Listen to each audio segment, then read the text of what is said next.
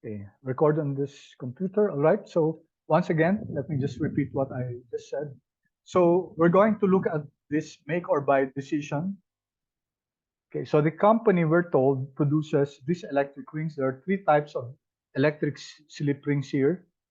These three types: Model 1, Model 2, Model 3. And here are the current demand for the product and the required wiring hours per model and harnessing hours per model.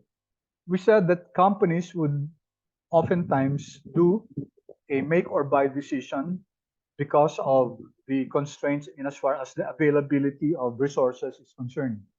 We're told here that the company has 10 hours available of wiring, 10 hours of wiring capacity. But as I mentioned a while ago, the required wiring hours to produce this much item for models 1, 2, and 3 will be 3,000 times 2, that's 6,000. 2,000 times 1.5, that's 3,000. And 900 times 3, that's 27. All in all, that's 11,700 hours. And the company only has 10,000 hours available. So definitely, we said that an option can be not to not to uh, fulfill the orders of the customer, which should be the last thing that the company should do. Or they have the option to source out, assuming that the quality is strictly monitored by the company, and there's no gap in terms of quality, then they can do so. Okay, to address the lack as far as the resources is concerned. Even with the harnessing hours, the requirement is 3,000 plus 4,000 plus 900, so that's 7,900, and the company only has available 5,000 wire harnessing hours. Okay, so we're told here that the company can subcontract a portion of its orders to their competitors. Then we're given the cost to make the product and the cost to buy. Obviously, we can see here that the company enjoys a much lower cost cost profile if they're going to make the product themselves. So if they're going to uh, source out the product for Model 1, it will cost them 61 vis-a-vis producing it in their own factory at 50. All right, so there's this motivation for them to just make the product by virtue of this cost structure. However, we said that the constraint is that they don't have enough resources in order to produce the product. Okay, so the the problem calls for determining how many units of models 1, 2, and 3 to make and to buy. And we're told that we would like, of course, since it's the cost that's given here. So we're assuming here that the company cannot price its product high. So which means that they have to take some cost some losses, because they cannot uh, sell that product at a higher price if they outsource the product. Okay, so there will be the same selling price. So there will be a marginal. The difference will be will not be coming from the revenues, will not be coming from the unit sales, but rather from the cost to make and cost to buy. So this is an example of a linear problem where the objective is to minimize the cost to make the product.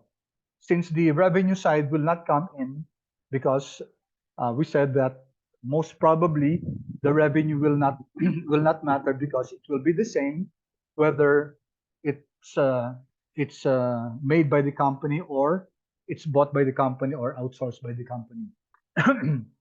Okay, so let me just fix my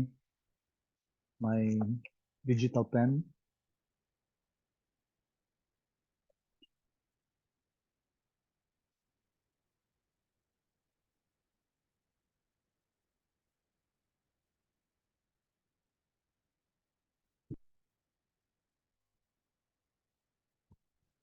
Sorry about this.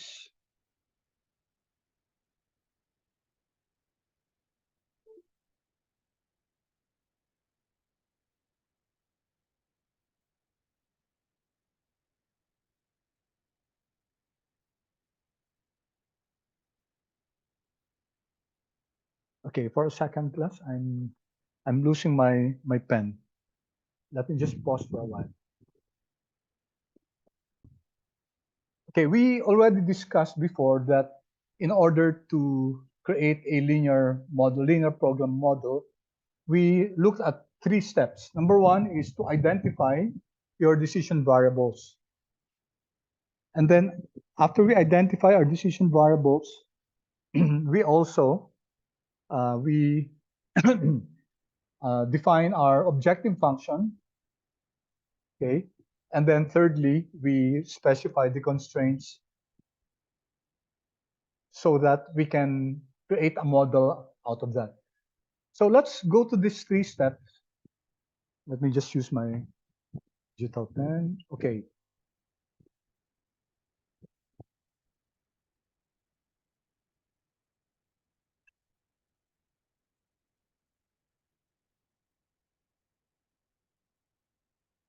All right.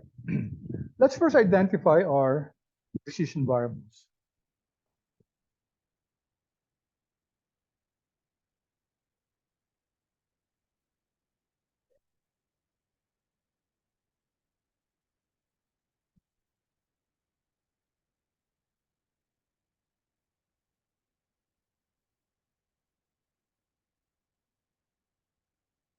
I'm having problem with my, okay, decision variables class.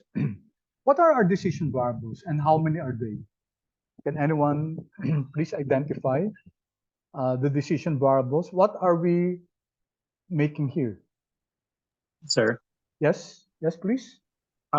number of hours to allocate for wiring and harnessing for each model. Okay, so that could be one. The number of hours. Okay, sandali ah. Wait, let me just, okay, so that I know who's speaking. Who is that? Rex? Yes po. Okay, Rex, thank you. So Rex suggested that what we want is to determine the number of hours that will be utilized for each model. Okay, we can actually do that. However, let's see, what do you think a more basic decision variable should be? I think who was I think Erwin raised his hand. Yes, Erwin? Sir, I think our decision variables would be how many model 1, 2, 3 to make and how many model 1, 2, 3 to buy. So we have in total a 6 decision variables. Okay. All right. Thank you, Erwin. How about, I think Jobil also raised her hand. Yes, sir. Same answer with Erwin. It's the number of units to make or to buy for each respective model, sir. Okay. All right. So thank you for your answers. Okay. So yeah, what we need to determine here is we need to know how many of each models are we going to make and how many to buy. So different different yung buying at saka yung making. By the way, Xing Yu, do you understand Filipino? Not much. Not much. Okay. So also I think you have we have Yuan here. All right. Yes, So all right. Thank you. So class, may I remind you to please, as much as possible, let's speak in English because we have classmates who do not understand Filipino that much. Okay. So we first identify the decision variables, and as Erwin suggested and Jobil suggested, there are 6 decision variables, each of them representing the number of units to make for model 1, model 2, and model 3, and also the number of units to buy for model 1, model 2, model 3. Okay, so we can name this any way we want. Okay, it would be good, of course, to give it a name that's self-explanatory. Okay, We need to do this because when we migrate to either Python or R, we have to define these models, and it's important that we use a name, as I suggested, as I mentioned, that should be self-explanatory. Okay, so we can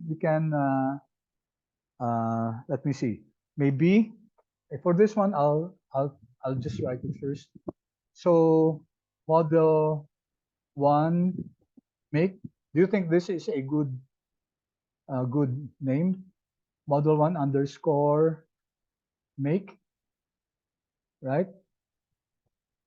And you can use. Let me see if I can copy this. Okay, this one is model. You can make this model 2 make, and F3 is model 3 make, right? And then let's copy this, Control C, Control V, and then I'll just Control F and replace the make with buy. Okay. Sorry, I'm quite lazy in typing, so I'll just replace this, replace all. Okay, there. Okay. Do you agree with this decision variables? Model 1 to make, model 2 and model 3, and model 1, 2, 3 to buy. All right, thank you. Okay, so these are our decision variables. Let me write this decision variables. Okay, next is we need to identify our objective function. Okay, so what's our objective function? Is this a maximization problem or minimization problem? Both. Sorry? Maximization for make, and minimization for buy. Okay, thank you, Earl. Could you elaborate further? Maximization for make and Earl, and minimization for buy. Hello, sir. For the maximization of make, I think the objective here is to find the combination to have more efficient production, and for the minimization for the total cost when buying alternatives. Okay, thank you. Thank you, Earl. Okay, any comment about that, class?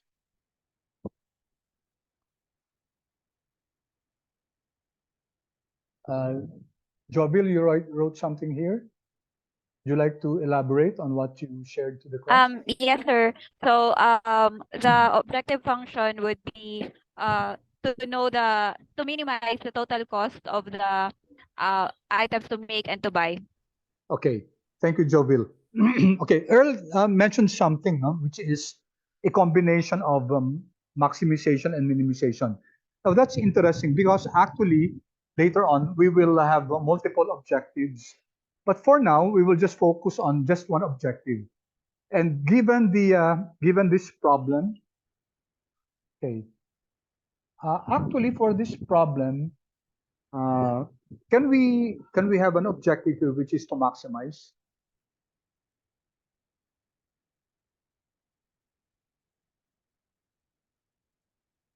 We relate the objective to what's given.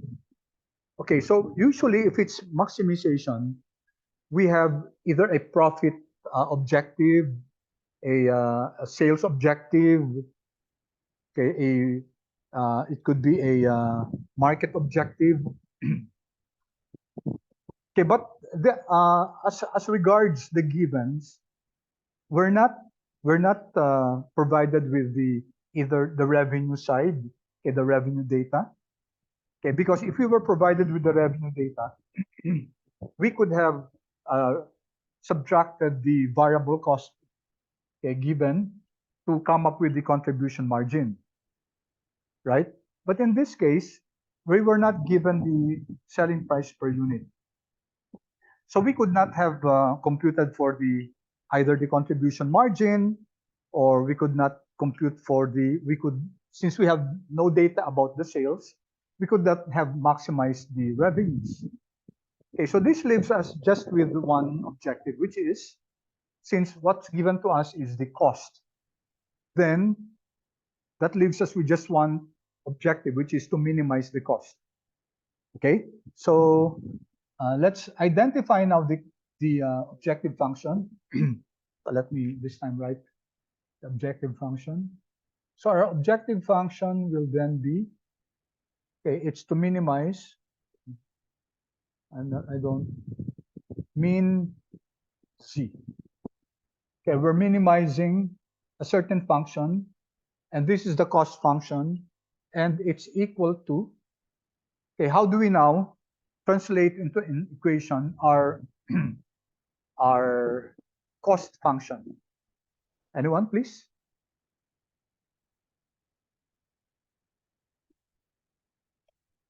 Okay, by the way, before I proceed, it's always good to units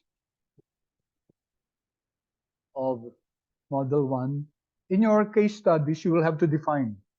You give a name to your decision variables to produce or to make. Units of model 2 to make, model 3 to make. And okay, let me just copy everything here. Okay, model 2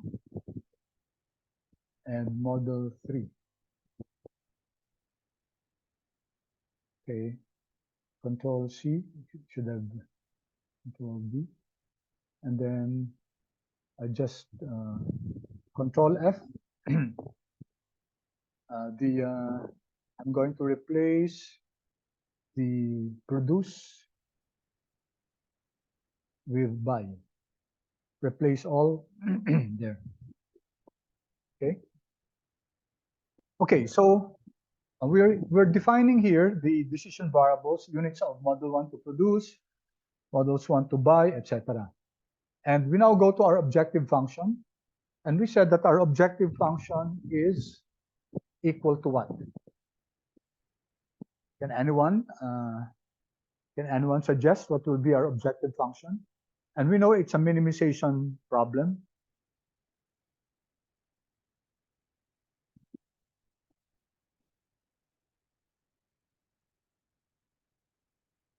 Anyone, please?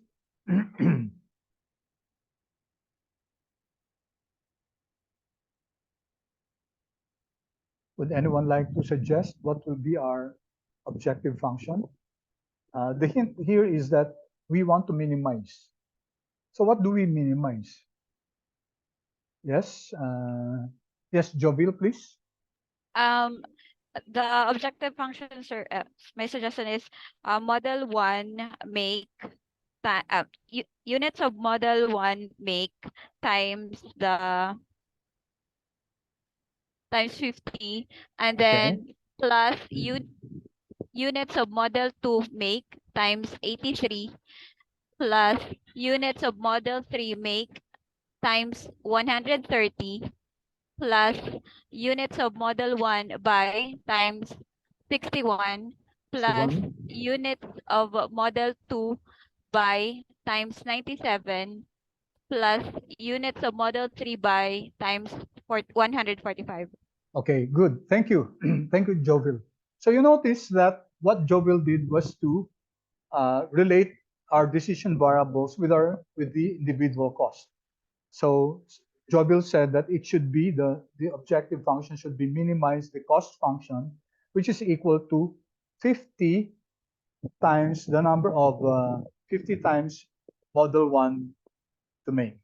Now I'll just create a shortcut here, class, because it will be too long to write model 1 make. So I'll just write here, just as a shortcut, M1 make, okay, M2 make, M3 make. Maybe we can complete the term make,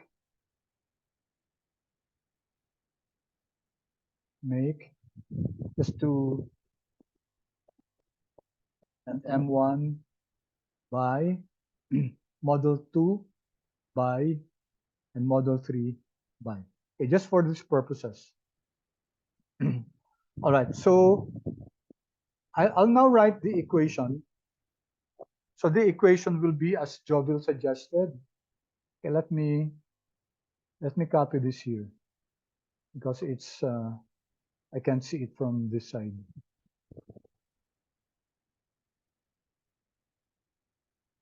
So that I can see it.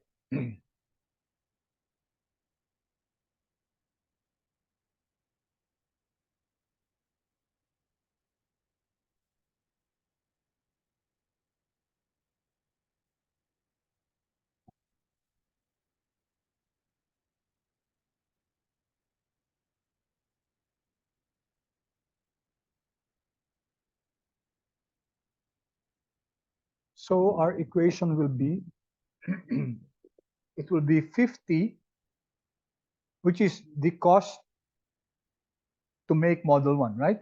50 multiply that by M1 make, right? And then plus, so it's 83.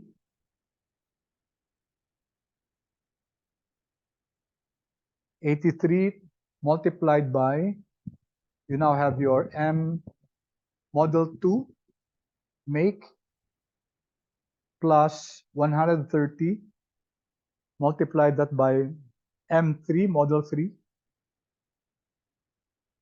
M3 make, okay, plus, and then you have the other 3, that's 61, 61 times model 1 to buy plus 97 times M2 model 2 to buy, and then plus 145 145 times model 3 to buy. Okay, and then we define this R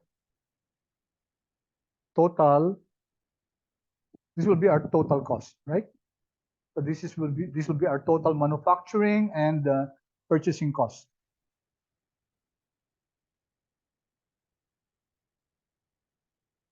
All right, let me pause first and see if this is clear to you. So let's just review quickly. Our decision variables here is how many units of model 1 to make, how many units of model 2 to make, how many units of model 3 to make, and also how many units of models 1, 2, 3 to buy. And then the objective is to minimize Z. Why did we make this our objective? It's usually linked to your decision variables and also, of course, to your givens. Now, had we been given the selling price, let's suppose a company could sell the goods that they're going to buy outside at a higher price. Then we can make use of that and and subtract the cost to make or to buy from the different selling prices to come up with your contribution margin. So this will then be reduced into a maximization problem where we want to maximize the total contribution margin. But since we're not given that, we assume here that the selling price will be the same, whether you make or buy, okay? And in fact, if that was given, then it would be okay even not to consider that, okay, and just focus on the cost component because anyway, in a sense, it becomes irrelevant because the selling price, whether it's made or bought, does not change, does not vary. So we can just focus on the cost components. Okay. All right. So here we have our objective function. And lastly, we now have our constraints. So we write here subject to. Okay, subject to. So we write here the constraints that we have for this particular problem. What are our constraints?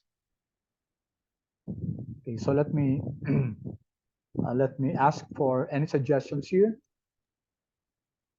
So we Sir. said that, yes, yes, Would Rex, it be thank you. wiring capacity and harnessing capacity?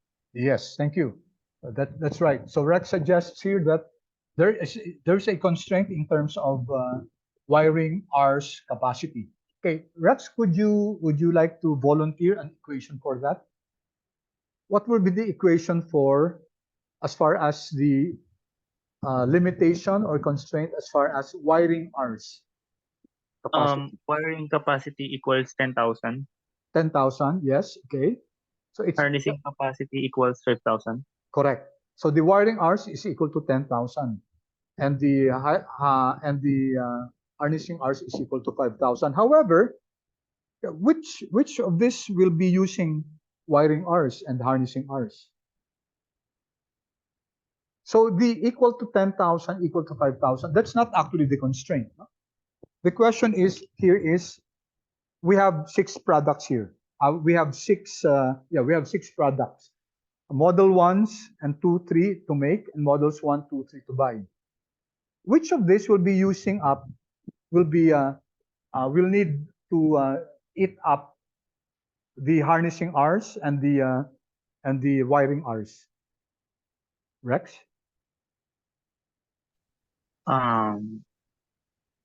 Still thinking, sir. Sige, sige. Thank you. Thank you. Okay, any suggestion? Okay, hint. Let me give you a hint. Yes, sige, may nag-raise ang hand. Okay, si Erwin. Yes, Erwin. Yes, sir. It's the make decision that will be leaving under the constraint of the wiring and harnessing capacity. So Okay. yes, sir. Why is it? Will the buy decision variable? Will the buying not use up wiring hours and harnessing hours? No, sir, because it will be on the other company who's gonna be making those products. Okay, thank you. So yes, sir. Yeah, that's correct. Thank you, Erwin. So Erwin is suggesting that it's only M1 make, M2 make, and M3 make that will be involved in the use of the wiring hours and the harnessing hours. How about the buy? Those that will be bought, we assume that they come to the company as finished products already, and no further processing will be needed. So unless we're informed that these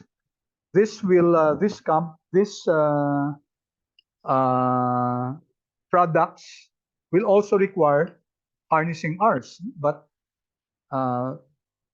in the absence of any clarification whatsoever, we assume that it's only the ones that will be made in the company that will be requiring, that will be using up resources for wiring and harnessing. In fact, that's why we said that there's a need for 11,700 hours of wiring hours, and there's only available 10,000. That's why there's a need to buy. Okay, so Erwin is right. Thank you, Erwin. And he's suggesting that it's only the those products that will be made in the company that will require harnessing hours. Okay, so how will now our equation look like? Okay, when you see, for example, this one, S dot T in a linear programming model, it indicates the constraint. It's subject to. So subject to what? Let's formulate the equation, because we need the equation when we do linear programming. We need to reflect here that indeed there's a constraint as far as harnessing hours and and wiring hours and harnessing hours. So we need to set up that equation. So can anybody please suggest what the equation will be? Sure. Will Yes. it be Yeah, Louis. Yeah, Rosel. Yes, thank you. so will it be M1 make times 2 for Okay. M1 M2 M M2 Okay. make times 1.5, and All then right. 3M times 3 equals if Yes. it's the number of, since that's for the wiring capacity, so that will be equal to 10,000. All right. Very good. Thank you so much, Rosel. That's correct. But let's just refine a bit are constrained, no?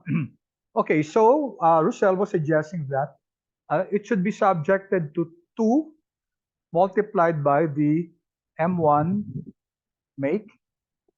Okay, I hope you understand my handwriting. The digital pen is not that good. And then she suggested that it should be, we add the we add the plus 1.5 times M2 make, and then plus 3 times M3 make. All right. So we're now summing up all the wiring hours that will be needed in order to generate your M1, M2, and M3 to make. And what did you mention, Roselle, about your left-hand side? It should be what? Should be? It should be equals to Equal 10,000. to? Since Okay, why 10,000 for 10,000? wiring. Why 10,000? Why 10,000? Because it's the capacity for Okay. making the number of hours for wiring. Okay, very good. Thank you, Rochelle. That's correct. Equal to 10,000 hours. However, okay, this is one important question. Are we sure that all the 10,000 hours will be used up? How sure are we that there will be no slack? Is it possible that not all the wiring hours will be used up? Yes, Jobil? Yes, sir. It's possible that not all the wiring hours will be used up because it still depends on the what will be the maximum what will be the optimal model units to make. Okay, all right. Thank you so much, Jobil. All right, that's correct. No? Because let me just cite let me just point to you one possible scenario.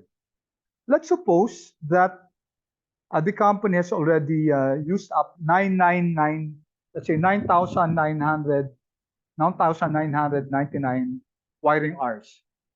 Okay. Okay. After adding all the hours that's needed for M1, M2, and M3 make, they already used up 9,999 hours. So how many hours is left? 1 hour. 1 hour. Okay. Now take a look at the requirement per product. For M1, it needs 2 hours.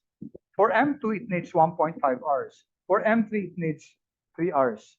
But we only have 1 hour left. So which of these 3 products could we still make based on the wiring hours? None. None. Okay. And if we impose this equal to, okay, then we will have an error.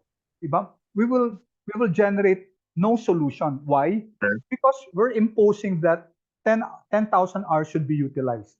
When in fact, it's possible that not all the wiring hours may be utilized. Did I hear a question? Okay. No, sir. Yes, Rex.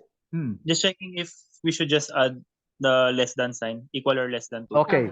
Yeah. Thank you. I think Roselle, that's Roselle, Rex, and Jovel. That I think you were suggesting that also, right? Okay. Yes, So yes. that I agree with you. So when you're given a resource like this, unless you're told that it must be consumed, everything must be consumed, and we don't impose a strict equality.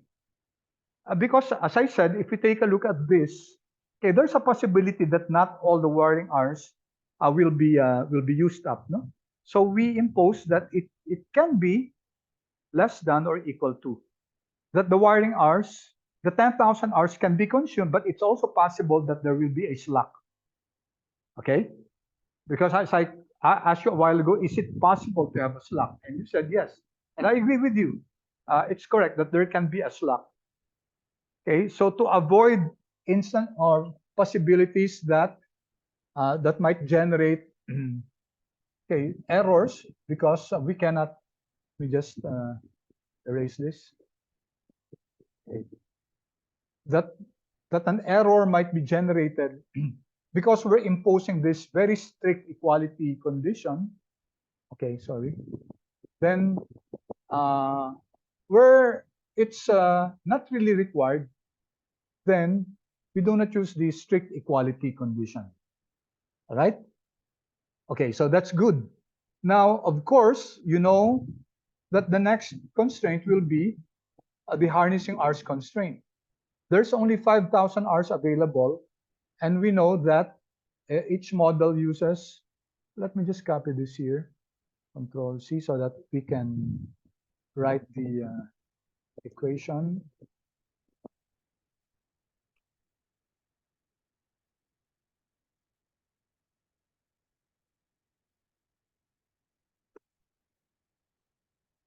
So sorry, let me just write it here for me to see. Okay, so again, class, tell me if I'm mistaken here. We will again have 2 times M1 make, because M1 make will also be using, sorry, this should be 1. This should be 1.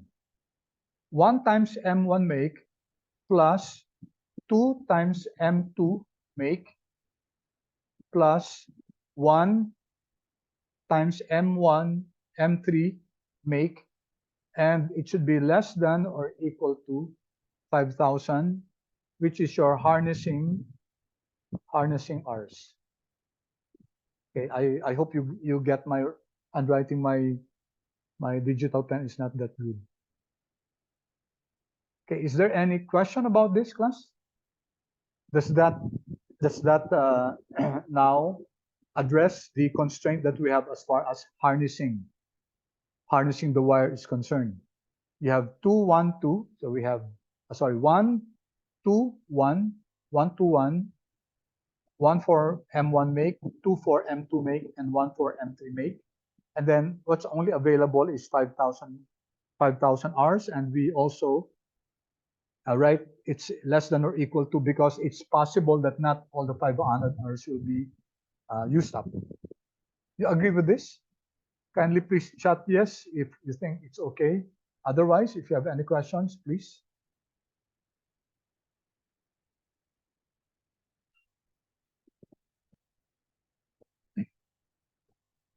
Okay, thank you. Right, good. How about the others? Please feel free to ask questions if you have any clarifications.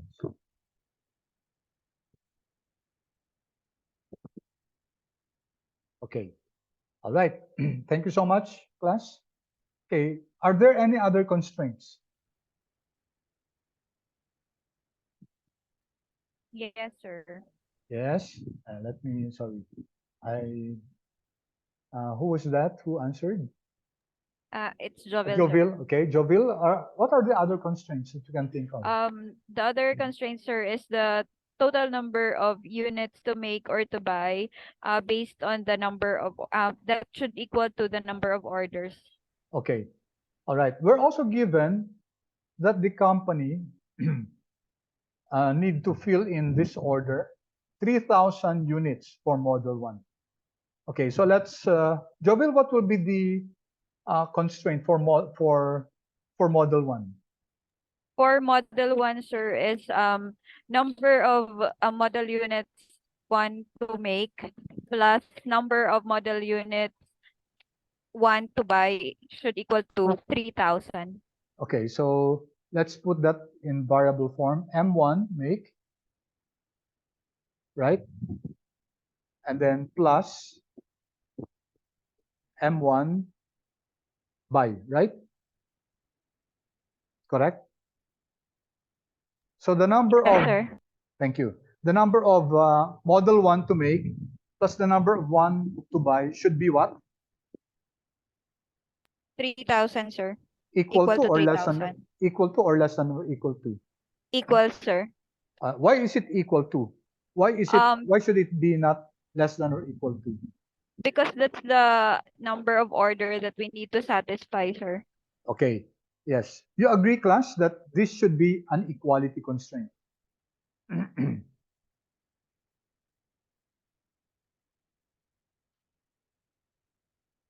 You agree that it's an equality constraint? Okay. How about the others? Is it okay to make this as less than or equal to? Would it be right to do that?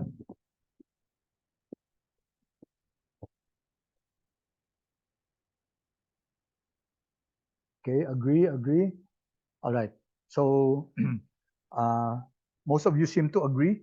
All right. I also agree that this constraint should not be the less than constraint should not be included here. Okay.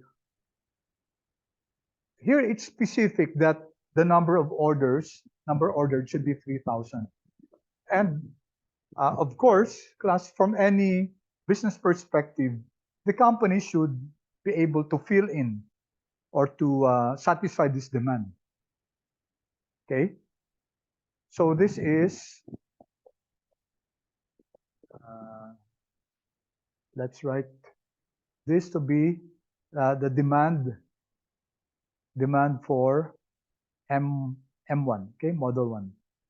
That's the demand for model 1.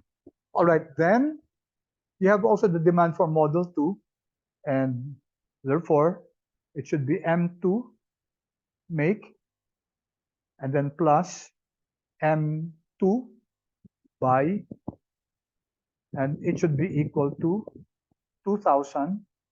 So this is the demand for model 2. And lastly, the units to produce for model 3 plus the units to buy, M3 buy, and they should all equal to 900. So this is demand for M3.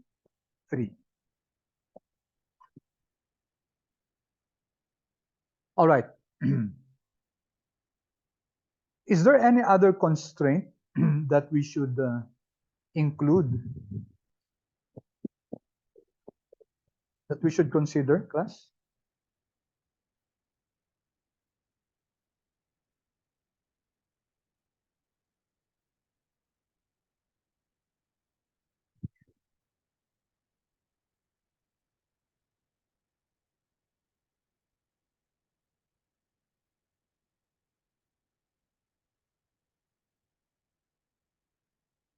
Any other constraint that you think we should be including in this problem?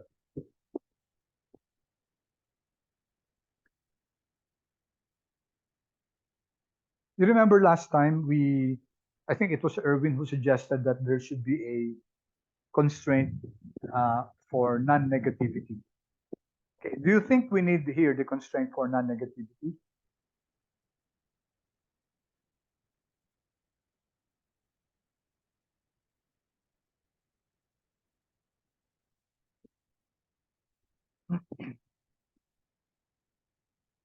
Yes, yes, sir. I think Yeah. it's or it should be or positive.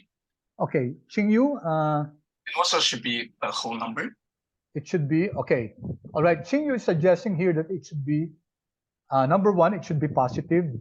And the second that you suggested, Xingyu, is that, Eric, what did you suggest? It should be? Whole number. Whole number. Okay, you mean integer? Yes, sir. Okay, all right, let's take a look at that, okay? Thank you, Eric, for that. So Eric is suggesting that we should include here that the decision variables, that M1 make and M1, etc., all of them should be positive. Now, what do you think, class? Should we incorporate that? Should we? Okay, let me ask Eric. Eric, why do you think it should be included here? Sorry, sir. Why do you think what you suggested, which is the non-negativity constraint, why do you think should it be included here? Is there no other, are there no constraints here that will address that?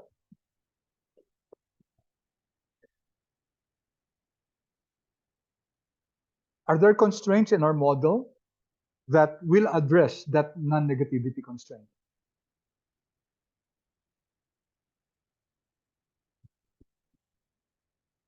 What do you think? Or for the class, what do you think? Erwin, I think you answered something. Yes, sir, not needed since you already specified here in the constraint that the total number of units to buy is already provided. Which one? The 3,000, Yes, 2009? sir. Okay. All right. Any other answer? Any comment on that? So we have the house is divided. Eric said that we should put the non-negativity constraint.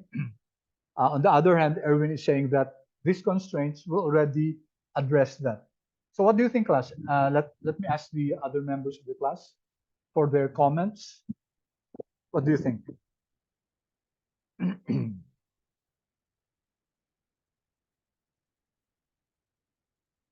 Because if it's not needed, then if it's not needed anymore, and then we put it, actually there will be no problem with the solution. However, it becomes a redundant constraint. So which means that if you have a very big model, then it might slow down the process. Okay, so where needed, then we should put the non-negativity constraint. But if it's already addressed by the other constraints, then no need to put that. Any other comments, class? What do you think?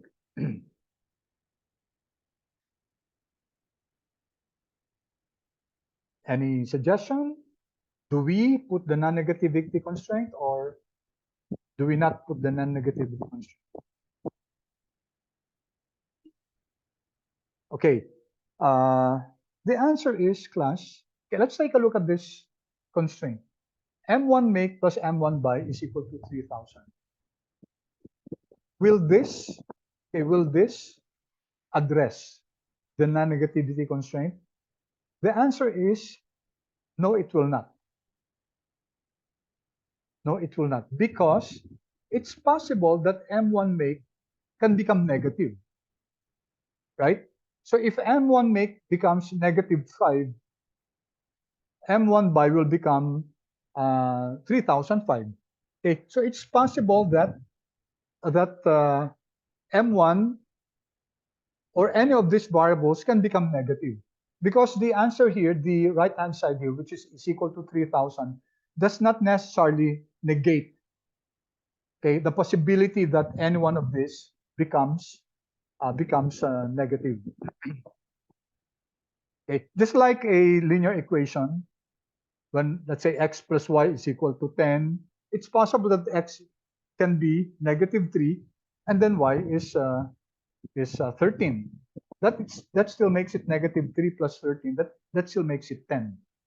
Okay, so in this case, we need to include the non-negativity constraint, because this one, the combination of M1 make plus M1 buy, does not necessarily assure us that the answers will become, the variables will have positive values. So we have to incorporate that M1 make, M1, M2 make, M3 make, and then M1 by, M2 by, M3 by. Okay, they should all be greater than or equal to 0. Okay, all these decision variables. Okay, of course, there's a shortcut to write this. And now, Eric was suggesting that this should have an integral solution. When you say integral solution, the decision variable should take on an integer value. So n integer. Okay, because we do not have wiring harnesses that are, we cannot make a harness that's 3.5. Okay, all right. Now this should be the constraint. There should be non-negativity and it should be an integer. But for our purposes now, okay, we will dispense first with an integer, okay, because when you put an integer constraint, you will not be able to generate the sensitivity analysis, okay, and we don't want that at the moment. At the moment, since we're building our skills on LP, we would want to generate first the sensitivity report, the answer report, and sensitivity report. Okay, but please be aware that yes, that's correct, that we should impose here an integer, because we're talking of products that we're talking of slip rings here, and these slip rings have to be produced individually, or which means that the count should be integers. Okay, so just be aware of that we're dispensing first with an integer. Okay, because as I said, if we put here an integer, we will not be able to generate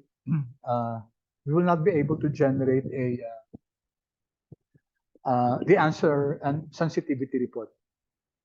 Okay, all right, so this will now be our complete LP.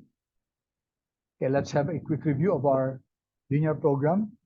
Number one, we defined our decision variables. Our decision variables are the following: M1 make, M2 make, until M3 buy. So we have 6 decision variables. And then what's our objective function? It's to minimize the cost, total cost to make, and total cost to make and to buy.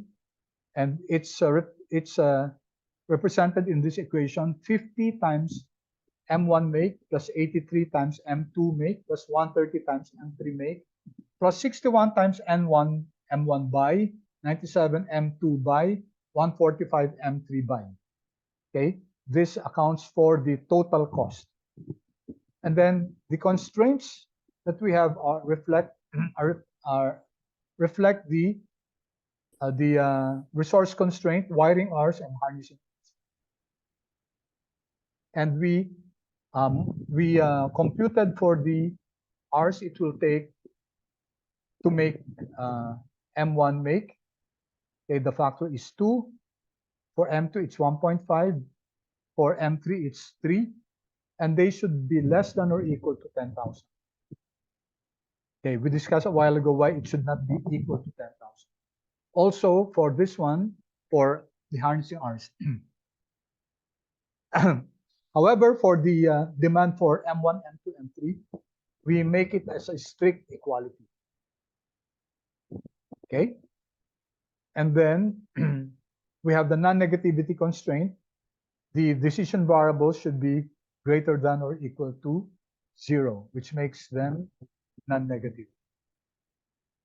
Okay, so after we set this up, we're now ready to create our model.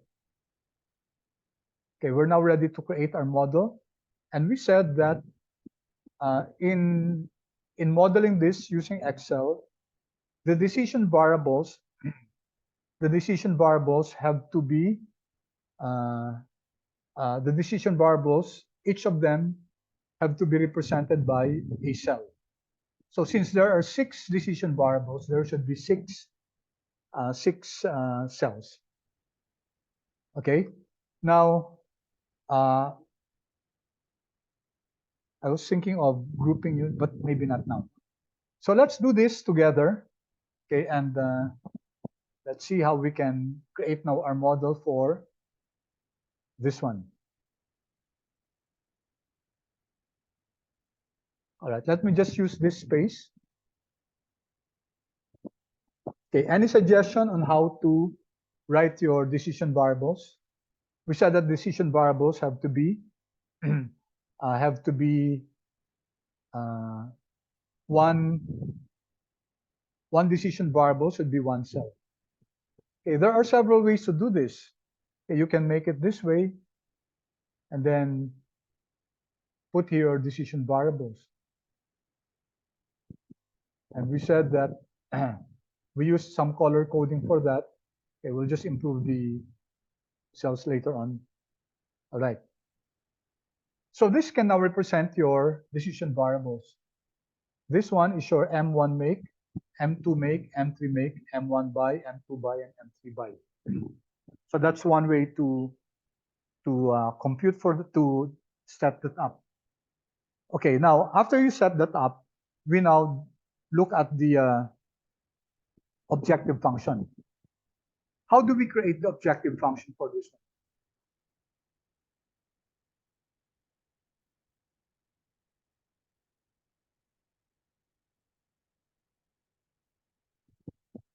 And we call this units. How about the objective function class?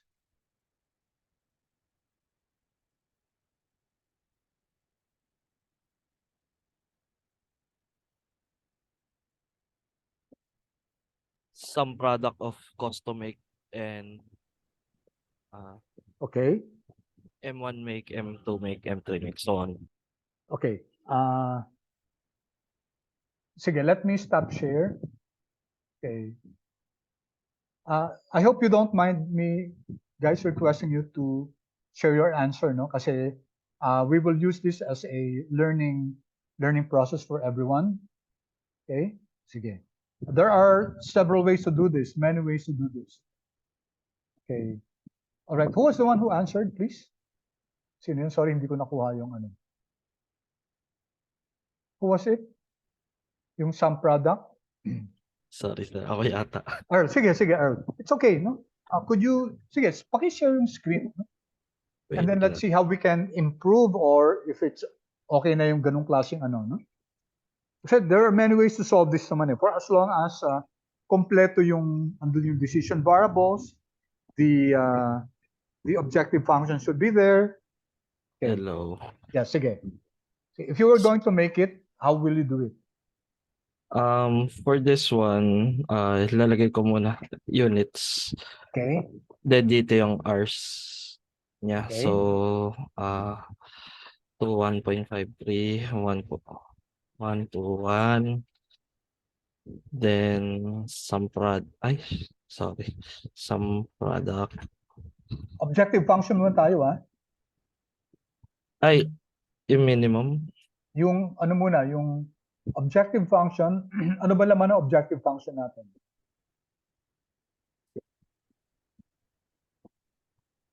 Diba to M3 by, sorry, Yung 50 cost, M1. di ba? Oo, Yung cost pala. Oo, sige. So ilagay mo muna yung cost dyan.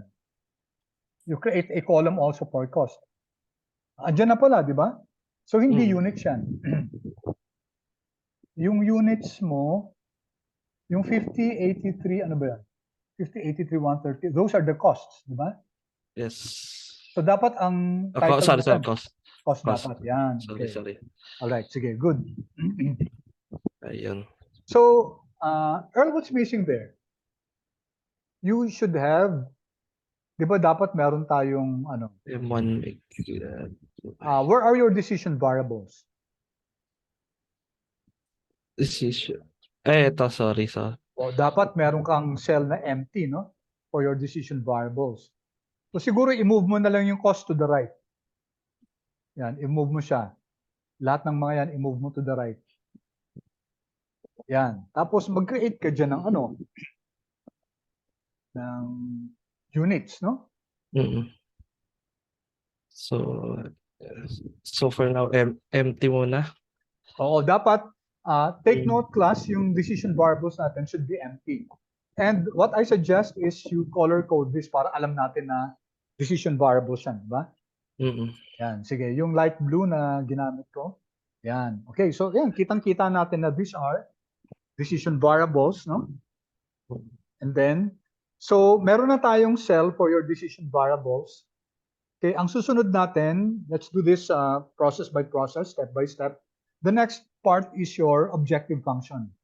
Okay. The objective function is that yung total cost, no? Yes. So, saan natin ilalagay yung total cost? Basically, ito. Okay. Variable times cost Sige. for So, M1. So, sige. Some product ng units at saka ng ano. Okay. So, sige, asan yun? Ito, sir. Okay. Sige, saan siya? Ay, saan nilalagay? Sorry. Oo. Okay, so is it good to put that there or again, class yung modeling, importante din na ano na we decide kung saan natin ilalagay, no? Sorry. So it's okay. It's okay, Earl. Thank you so much, no? Ay, Thank you for allowing yourself to be the example. Sige, Earl, ano muna? ala. Show it first.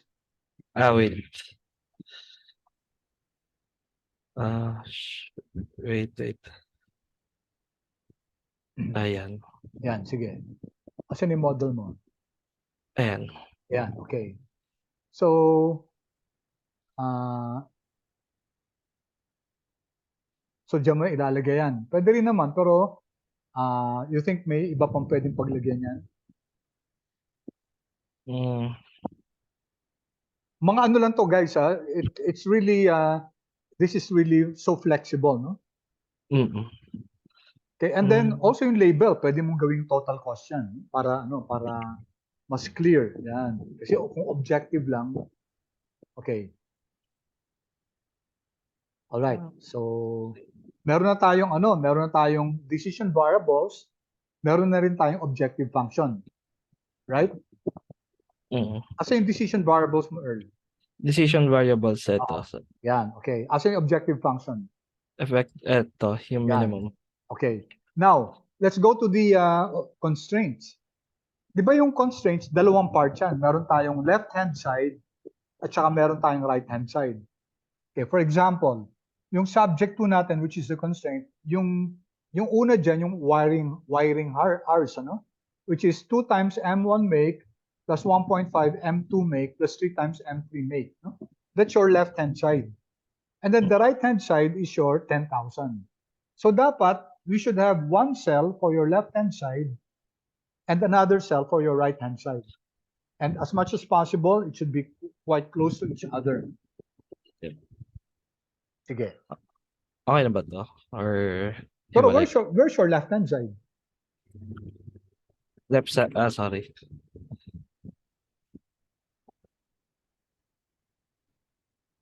Left. Ano yung left-hand side mo? Sa Yung wiring, 10,000 tapos sa left-hand side, sa wiring hours. For the wiring hours, 10,000, sir. Right-hand side yon. Yung left-hand side. Sorry, na-lost ako. Sige, ulitin ko yung question ko. So we have the wiring hours. Paki-highlight mo yung wiring hours na constraint. Yan, di ba? Dalawang parts yan. Merong left-hand side at saka merong right-hand side. Ano yung right-hand side niya? Yung wiring. Yung 10,000, no? Yan yung equation natin. What's the left-hand side? Yung cost versus yung hours. Yung 2 times make. Ay, sorry. 2 times M1 make plus 1.5. Yung part na yun na equation. Yep. Diba? We should have one left-hand side for that. No? One cell for that. So ang tanong natin, saan na yung cell na yun? Pwede hiwalay. Yeah, pwede. Sige. Sige. Pwede yan. Sige. Some product sige. of hours. Okay. Ay, the wiring lang pala. So, some product of yung wiring is 1 to sorry. Wiring 2.1.5. Okay. So, some product nito versus sa some product ng variable. Okay. Yan. Difference. Right. Ayun.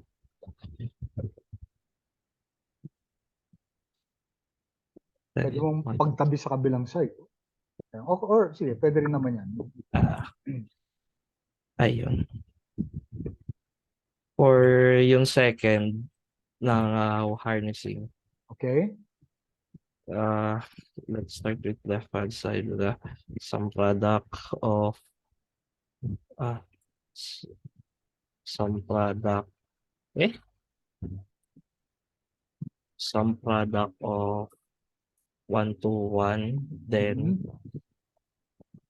yung variables na make.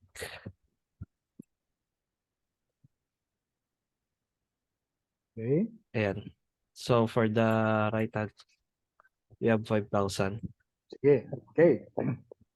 All right, then, okay, Then you see how Eric is doing this class, no? So sinesegregate niya yung left-hand side at saka right-hand side, which is what we should be doing, no? Sige, then ano pang constraint natin?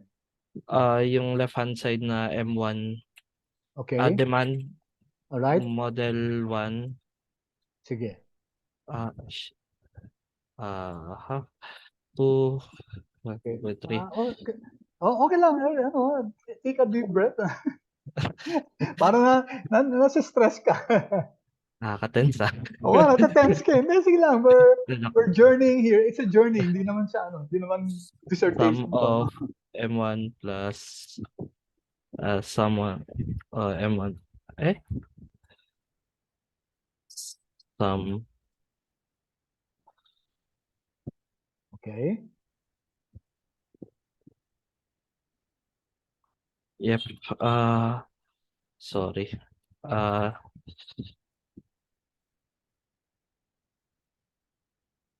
for the right you have 3,000 Mhm. 2,000 then 3,000 ba 900. 900 sorry Okay. 900 Right. Very good. Okay. All right. So, na-accommodate na ba lahat ng i-summarize mo nga, Earl, saan yung decision variables mo? Okay, so for the decision variables, we use model 1 make, model 2, model 3 make. You will see in the light blue Yeah. Okay. pane. And for the cost, we have used the yellow pane.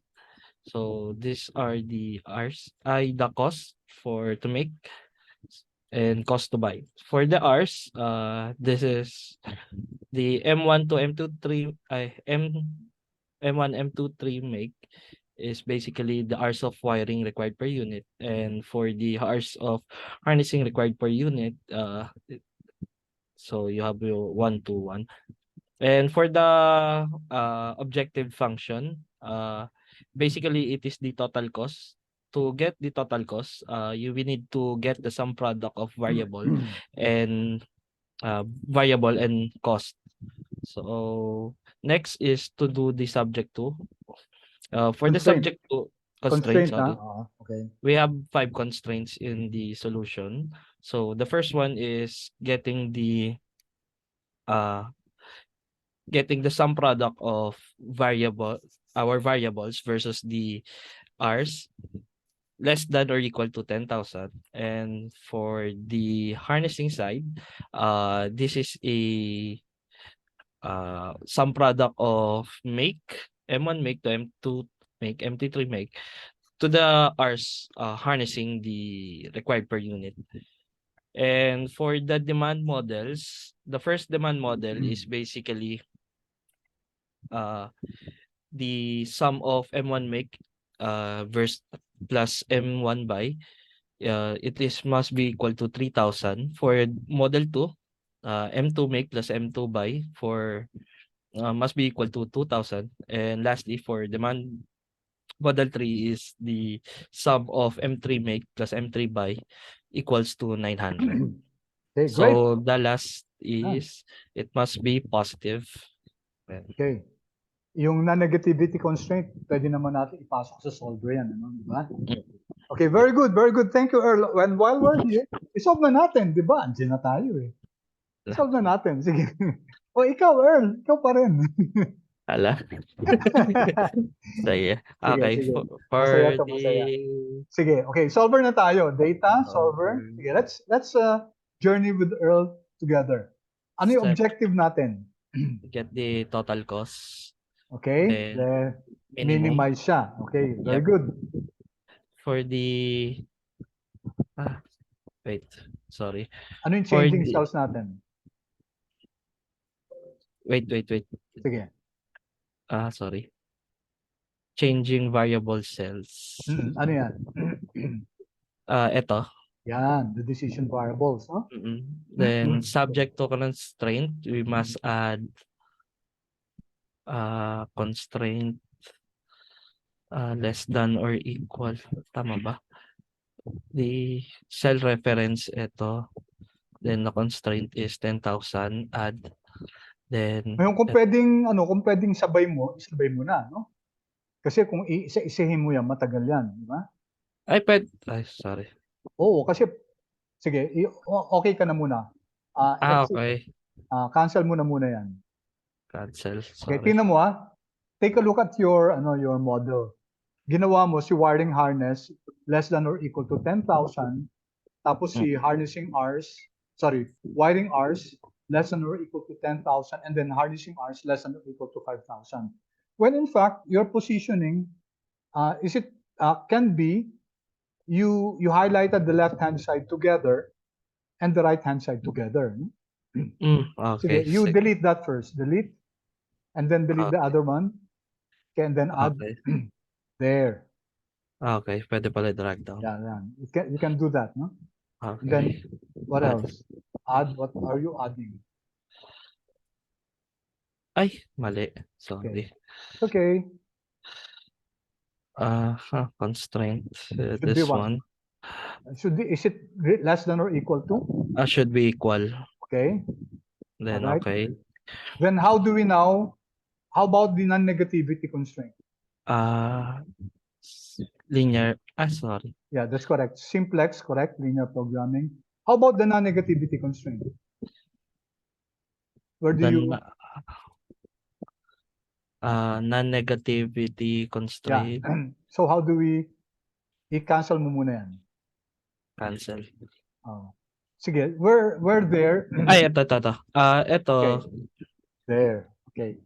So if we click that, which is the default actually, that's when you open Solver, it's already clicked, which means that's a non-negativity constraint. Okay. So or another way to do it is, what's another way to do it, Earl? Yung mga variables must Okay. be dun sa subject of constraints Sige. be Kindly do that. Must be above 0 or Yes. I'm not sure, tama ba? Yes, greater than or equal to. Okay. Ay, Dapat sorry, less than, greater than. than. Sorry. Yeah. Yan. All right. Okay, so you can now see the first constraint there is D34 to D39, which represent your precision variables. They should be greater than or equal to 0. That's a non-negativity constraint, and that's the same as the one with the check below, make unconstrained variables non-negative. Okay, so ready to solve, Earl? Yes. Okay, so do I need to delete this since redundant? Okay lang, sige. You can delete that. It was just to illustrate. No? You can delete that. Solve. Then, do we need the sensitivity analysis and answer? What do we have here?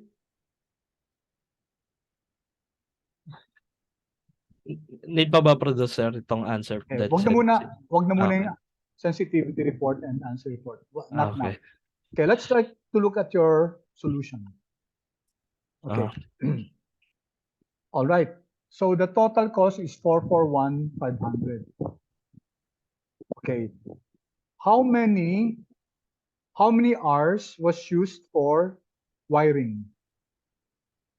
For wiring, this one. How many hours was used? For ours is 6,000 for M1, model 1. For M2. I mean the total. Yeah, sige. Ay, sorry. For the wiring, sorry, 10,000. 10,000 hours. Okay. Yep. So how many hours of harnessing was used? 0. Oh, isn't it mali. that each of the unit there? Ay, sorry. Mali yata ako ng some product. Oh, yeah. Okay. That's what I wanted to. Some product. Sorry. Run ko ulit. Yes. Okay. So that was what I wanted to point out. No? Okay, solver to solve mo ulit. Okay. Yeah, sorry. For the wiring, we have 9,525. For harnessing, we have 5,000 hours. Okay. Let's take a look at your demand. Was the demand constraint satisfied? Yes, it is exactly 3,000 for demand model 2. It is Okay. exactly 2,000. For 3, it is exactly 900. Okay. So what was our solution? How many Model 1 will we make? How many Model 2 to make? Are there models that we will not be buying? We're buying model 2, sir, for 1,450. Okay, how about models 1 and 3? For the models 1 and 3, the model 1 is maximized for 3,000 numbers of order to make. Okay, And for the M3, it is maximized also with 900 orders that being satisfied. okay, For M2, it's just a partial. So the other solution is we are going to buy 1,450 to have an exact 2,000 number ordered. okay.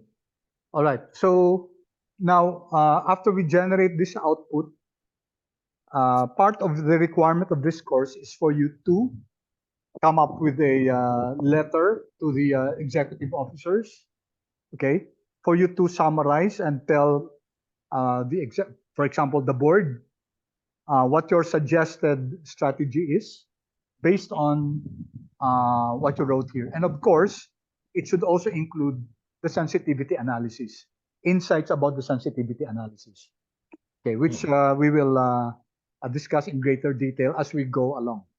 Okay, now some comments about this, class. Okay, thank you, Erwin. Very good, very good. I appreciate your hindi, wag mo na Erwin, pakita muna natin. Ay, sorry, sir. Okay, let's have some Excited. comments on how we can improve this.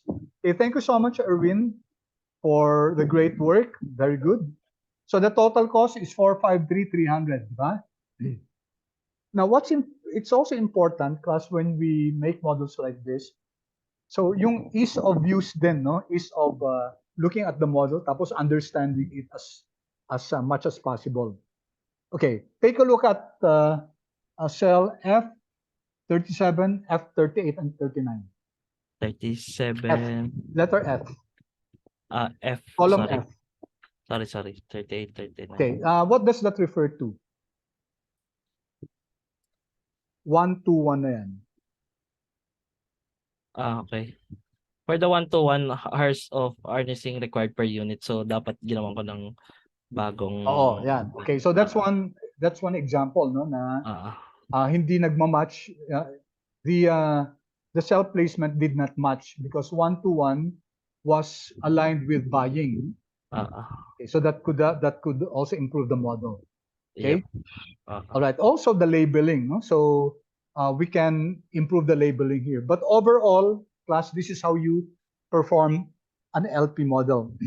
So we were able to, Erwin was able to show us that this is the solution, that we should produce 3,000 units of M1, 550 units of M2, and 900 units of M3. What will be outsourced will only be M2 at 1,450. And we'll be using up all the harnessing hours, 5,000 hours. And then we have a slack as far as the wiring hours is concerned. There will be a slack of 475, correct? 475. 475 hours, no? Sige, you solve natin, Erwin. Earl po, sir. Sorry? Earl. Earl, sorry. Earl, no. Pasensya na. Earl, sorry. Earl, pag data solver natin. Data solver. Data solver. Okay. And then, i-solve natin siya. Solve. Reset all mo muna. Sorry. Wag na reset all. Go back to your model and delete the solution, yung sub-decision variables. Delete that. Okay. Yep. Kasi if you have that solution, magiging ang original value niya yung current solution mo, yung my numbers. So Mhm. this way, we start from 0. Okay, so you go to data, Data solve. data, solver. Okay, solve natin, solve. And then click the sensitivity. Sige, answer report and sensitivity report. All right. So we will now have there the answer report 2. Wait lang, drag ko lang, sir. Sige. Yan. Okay, Ayan. so here we have the values for your objective function. Okay, tingnan nyo, original value 0, no? Right? Because if Earl did not erase those values there, then we will have an original value of 453,300 then. Okay, so sa variable cells, original value 0 because we erased all of them. And then we have here, sa constraints, you can see the slack there, 475. The slack 4, that's your, okay, left-hand cost. So this can be improved on kasi ang nakalagay dyan left-hand cost. Ba hindi natin alam kung ano yung left-hand cost na yan. Right? Yung name, go down, Earl. Sorry. Sa C31. C31. Diba? What's placed there is left-hand cost, diba? Mm. So C31. Column C31. So we don't know what that is. Huh? So when you create your model, make sure that the labels are properly done so that when you look at the answer report and sensitivity report, you understand where those variables or those cells are coming from. Okay? Yep. All right, so there's a slack there, 475, which means that for the, I think it's the wiring hours. Huh? Yes, the Wiring hours, 10,000. yeah, 10,000. We have a slack of 475. It was not used up, no, yung 10,000 hours. Bakit kaya, no? Why was that not used up? Shouldn't the company have used that up so that they'll be able to produce more? What do you think? Anyone from the class? Di ba yung Does it make sense to have a slack of 475? Why wasn't that used? I think the efficient way is 9525 given that resources are maximized. I'm not sure. Okay, but you still have 475. All right? Okay, nag-answer si Erwin. Erwin, could you unmute yourself also, please? Yes, sir, because there's no more harnessing capacity available anymore to make. So the company cannot anymore use the excess wiring capacity. Okay, thank you, Erwin. So that's the answer there, class. No? Kasi it makes sense to produce. And the question is, why did the company still leave 475 hours of wiring? Right? The answer is because the harnessing hours were already used up, and you have to have both process, right? You have to do wiring and harnessing at the same time, okay, in order to produce your M1, M2, and M3. So since harnessing hours was already used up, you cannot anymore do the wiring process. So that's why we had a slack of 475 there. Okay, so could you kindly show again the answer report, please, Earl? Yep. All right, so we have here some constraints that are binding and not binding. We will discuss this more in greater detail. But you can see here that for the binding constraints, the slacks are 0. Now, in certain instances, it might become binding, but the slack is not 0. But that's in rare instances. So here, the slack is either the status of the constraint is either not binding or binding. Not binding is when the slack is more than 0. Yep. And binding is when there's 0 slack. For resource constraints, that means that the resource has already been used up. Okay? And then, could you kindly flash your answer sensitivity report, please? Okay. Here. So here, class, it's important that we all understand what all of these are, including the reduced cost for the range of optimality and also the shadow price for the range of optimality.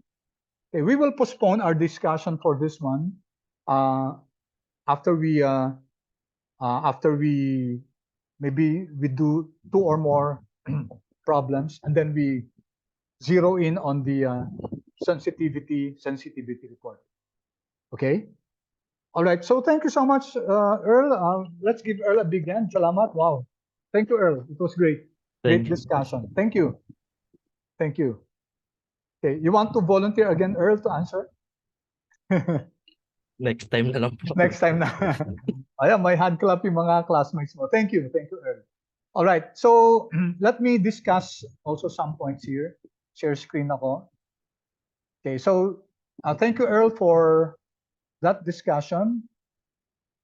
Okay. Now, how do we improve on that? Okay, I'm not saying that the answer of Earl is wrong. It's correct. No? But how can we improve on that? Sometimes it might be good to make use of the, let's say, the data set that has been provided to us. Here, the cost to make and cost to buy per model was in a tabular form. Okay, we could have also used this. No? We could have used this. So let me copy this, Control C, and put it here. Okay, this is an alternative way to do it, but the what Earl did was correct. No? Tama yun. And then let me also make here Control C, Control V. Okay, and this one I'm going to here. Let me delete this. Okay, clear all. All right.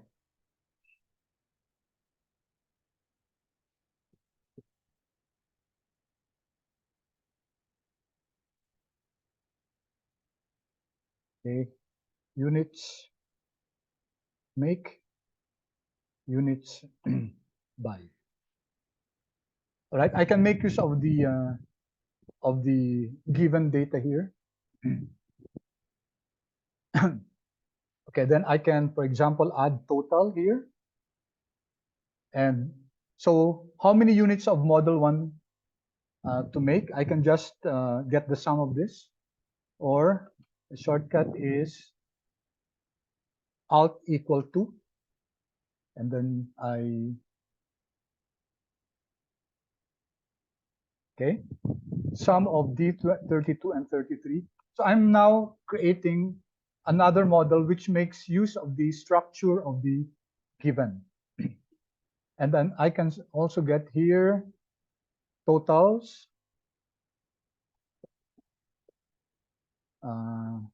alt equal to, alt equal to.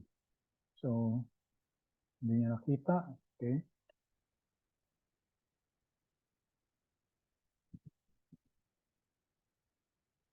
Bakit siya nakabring? So here, this is total.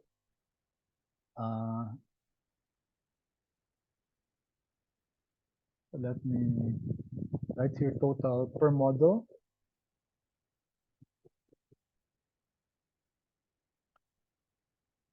Yan ko lang ng label, no? Total per model here, I can make it total per, total per, let me call it per type. The type means kung to make or to buy. Control Z. Total per type. Of course, you can name it any way you want.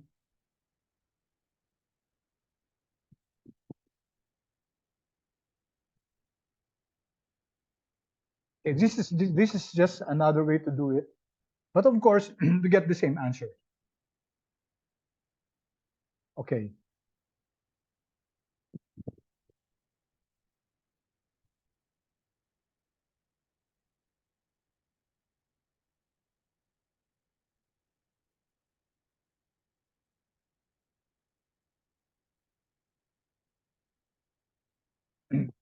Okay, so we need the cost, we have already the decision variables here.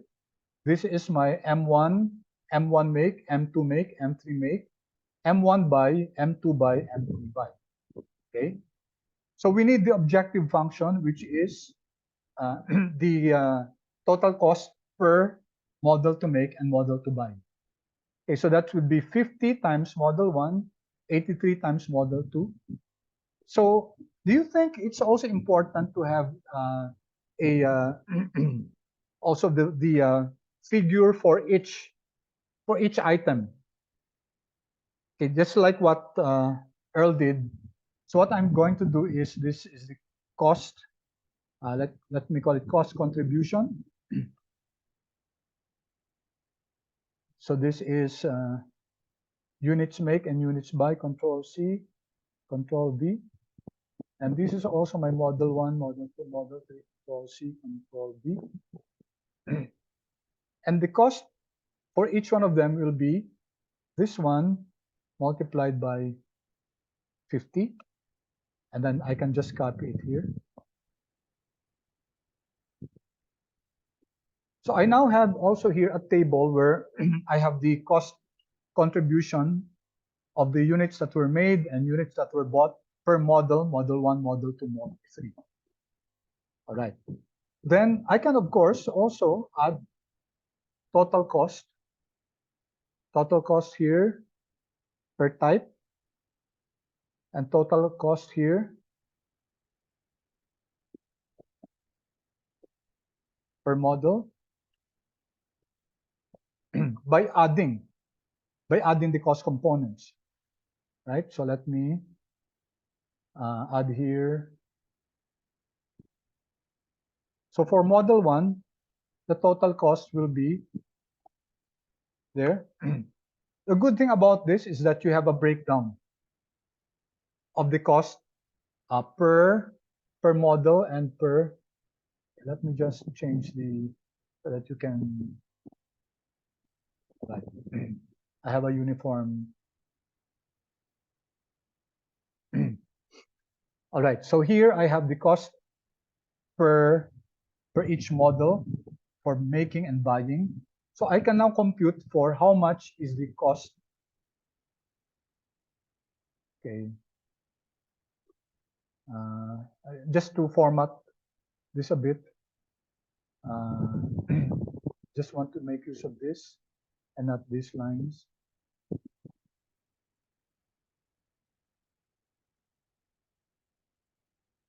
Total per model, I'll just use double lines there.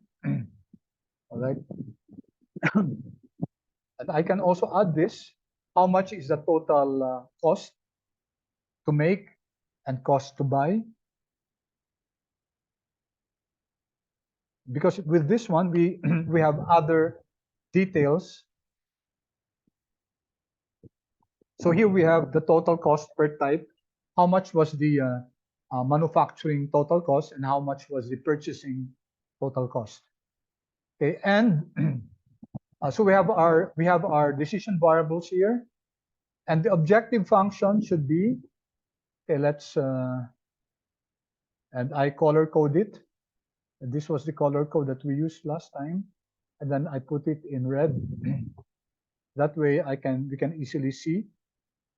And this is equal to the sum of, it's either the sum of all of this, okay, or the sum of this, or the sum of this. Pick any sum you want.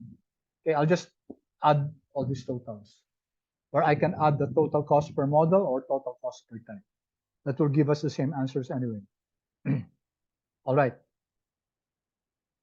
Okay, so we now have our decision variables here. We also have our objective function here. Okay. And lastly will be the constraints.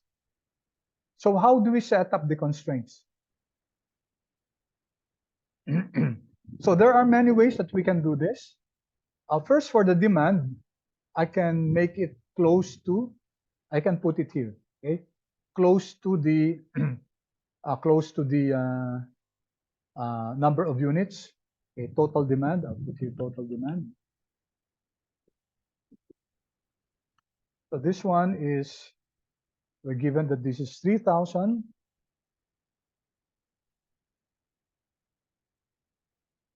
This is 3,000.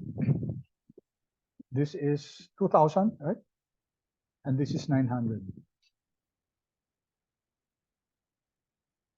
You can see now how quite compact our model is. And then, mas kita natin, ano, we can easily see what these cells are referring to. Let me change this to, okay. All right, so this takes care of our demand constraint, and also about the wiring harness. Okay, we can put it anywhere here. Maybe I'll put here the wiring Rs and the harnessing Rs.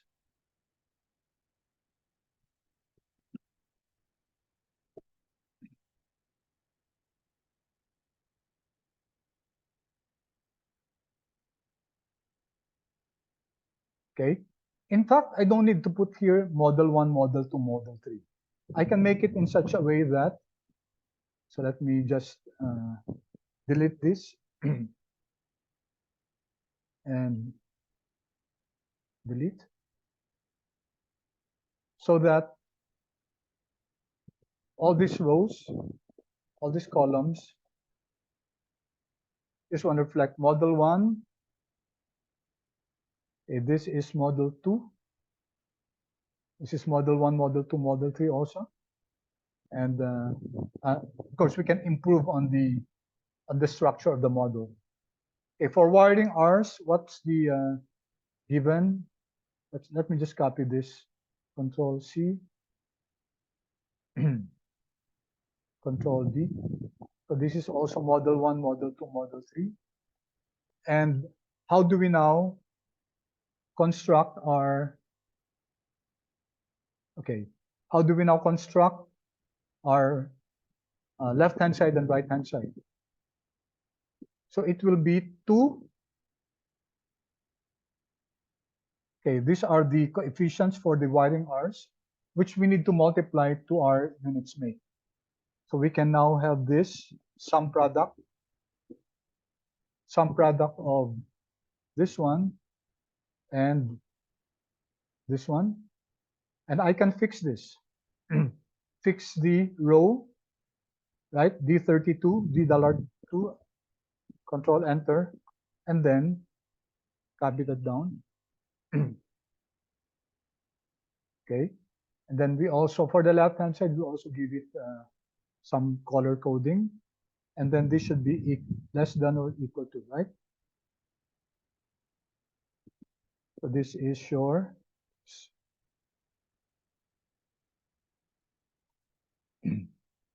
this is 10,000 and this is 5,000.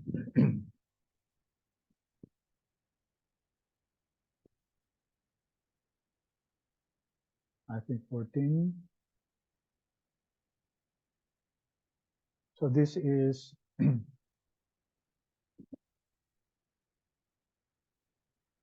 this is the available, right? Available, and this is the used or consumed.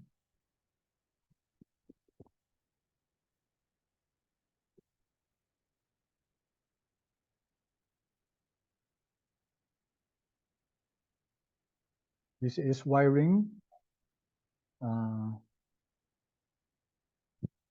Although it's written here already, I can write here also again wiring, and this is our harnessing.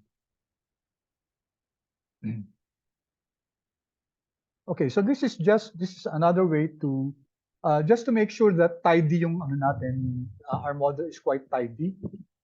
Okay, maybe I'll not put here. Let me not put here.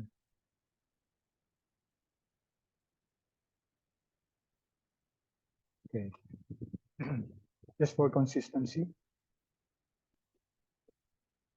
All right. So you can see here a tidy model, and it's easier to understand it this way. So it's important, class, that when we create our models, we also make make it in such a way that others will easily understand our model, because as we mentioned before, it's possible that we're not the only ones who's going to make use of this model. We're going to submit it to other departments, for example, for them to verify or for them to check the model that we have constructed. This is 14. Okay, so with this, we can now, I'll do the solver now, data, and then solver. Okay, our objective is, the total cost, which is this one. This is the total cost. And then this is a minimization problem. Our changing cells are this one. And then what are our constraints? Our constraints are, what are our constraints? The total to make for model 1, model 2, model 3, it's this one, right? The total should be equal to, it should meet this demand, 3,000, 2,000, and 900. And then add the R's, wiring and harnessing R's that's used, should be less than or equal to the available R's. Okay, so for the non-negativity constraint, we can add that. However, we already have this, and we use simplex LP, simplex linear programming. Okay, so that's our model now. Okay, so let me Control Alt print screen. Let me just click the Control Alt print screen, and then solve. Answer report, sensitivity report. Okay. Okay. Then Control D. So to paste the solver parameters that I used. Okay. So that I have, I can review what I have done here.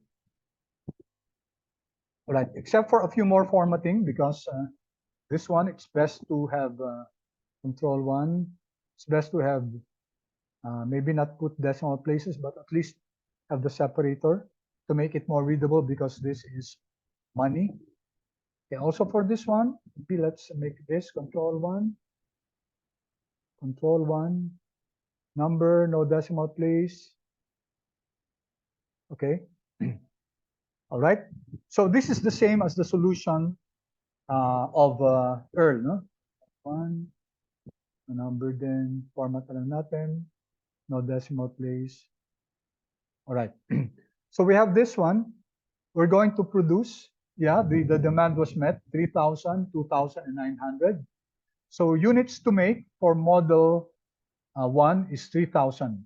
So this tells us that we make all the total 3,000 units in the company. And then for model 3 also, all of them in the company. And then we outsource 1,450 units of model 2 to our competitor. Nevertheless, we still are able to meet the requirements, the demand requirements. So we can add this.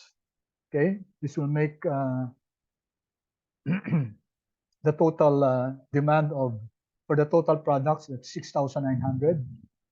Okay, but there's no constraint for that. So, and then here you can see here that the cost for model 1 to make is 150.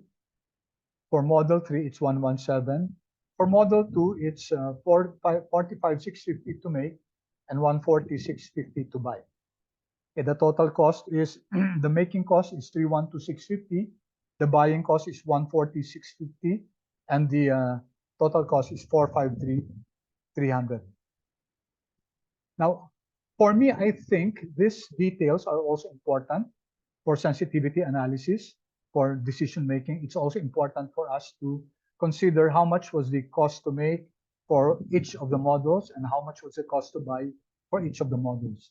So this type of a model will easily tell us the those details. Okay. Of course, if you prefer to put here models 1, 2, 3, it's okay. Okay. Others would prefer Control C, Control D. Still putting here. Okay. Still putting here. Control C, Control D. Still putting that. Okay. It's really up to you, class. And then here you have the constraints. Wiring hours used was 9525, available is 10,000. So we can easily see the slack. Harnessing hours 5,000, 5,000. You can see that there's no slack here. Okay. All right. And then quickly, although we're going to discuss this in greater detail, the sensitivity report. Okay. So let's so I'm going to just change the order here because I don't know why they're making allowable increase first and decrease. All right. And then we learned last time that this one gives us the optimal solution. 3,000 for units to make model 1. Okay. Units to make model 2 is 550. Units to make model 3 is 900. That's why it's very important, class, to also label your model, because that will appear in the sensitivity analysis. If we only put, for example, left hand, then it will be very difficult to understand what are we what does this cell tell us. Okay, so proper labeling is also important. Then we have here the objective coefficient.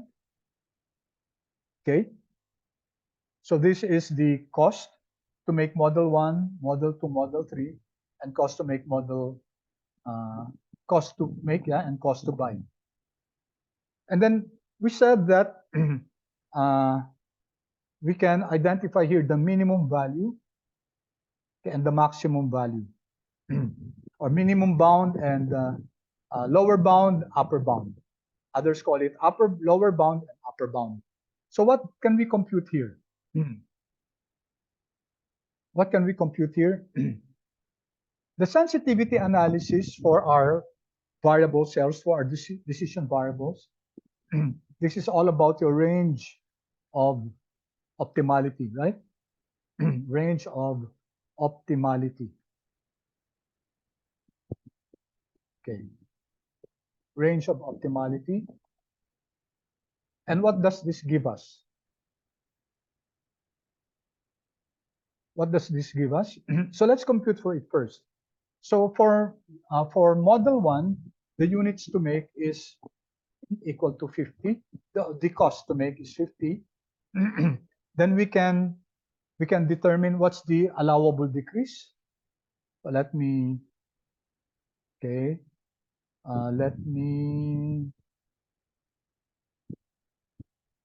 anyway, so let me fix this. I'll fix the row, the column F, and then subtract this.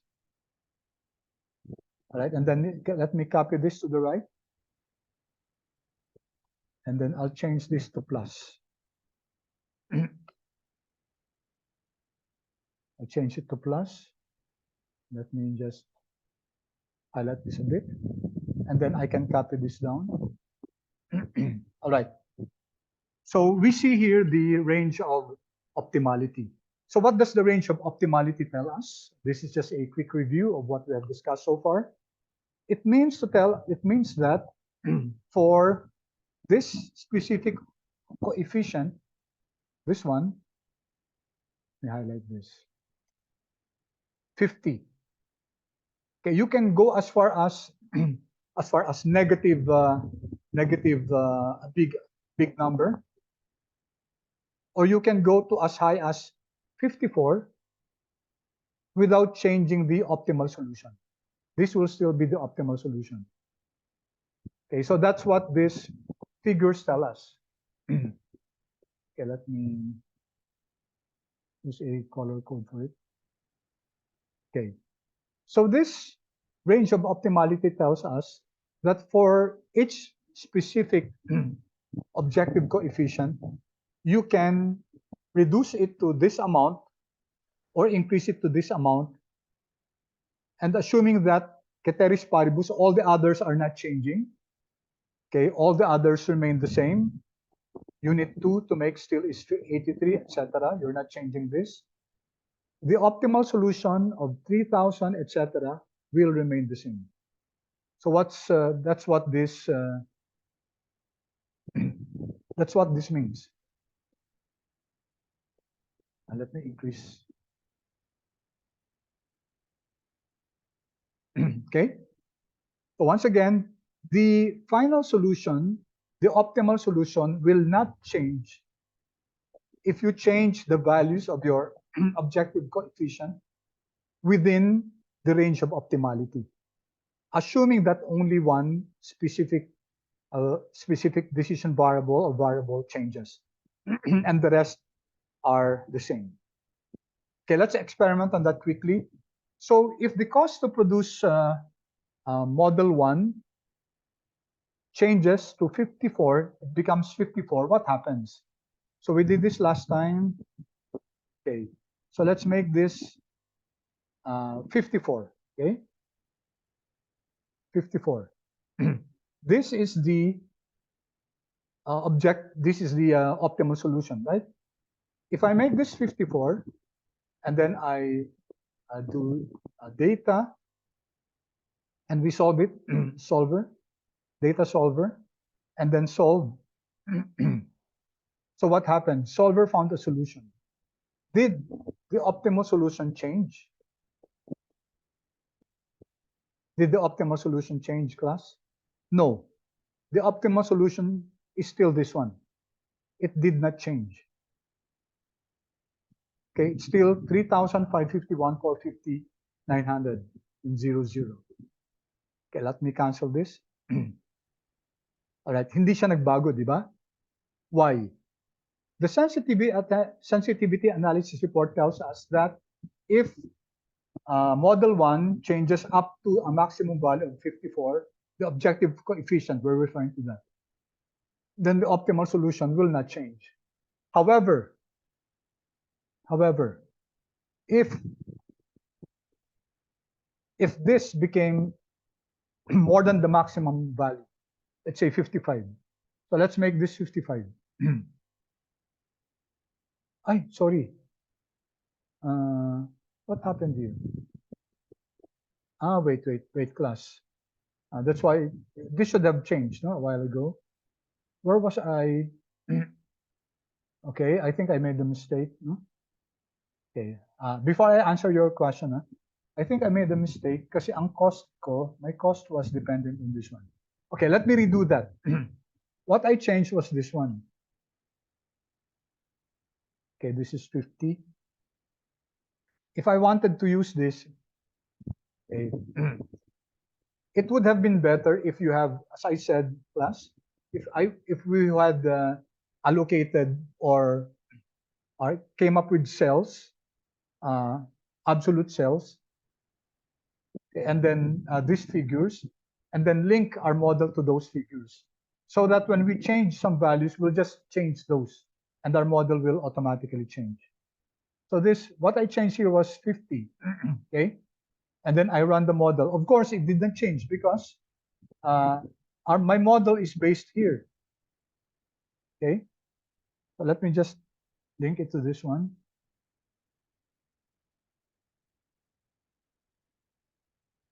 Okay, now it's linked here.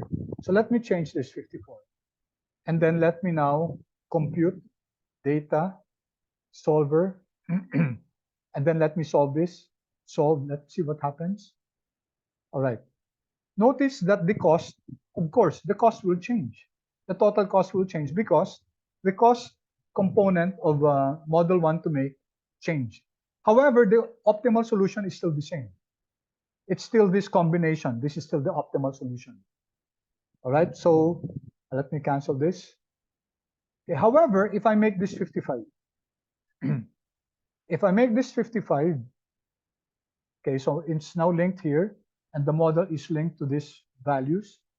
And then I again use solver, same model, same everything, solve.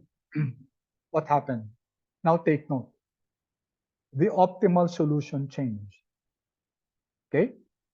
It already changed. You don't have now the same optimal solution. So we now have units to make.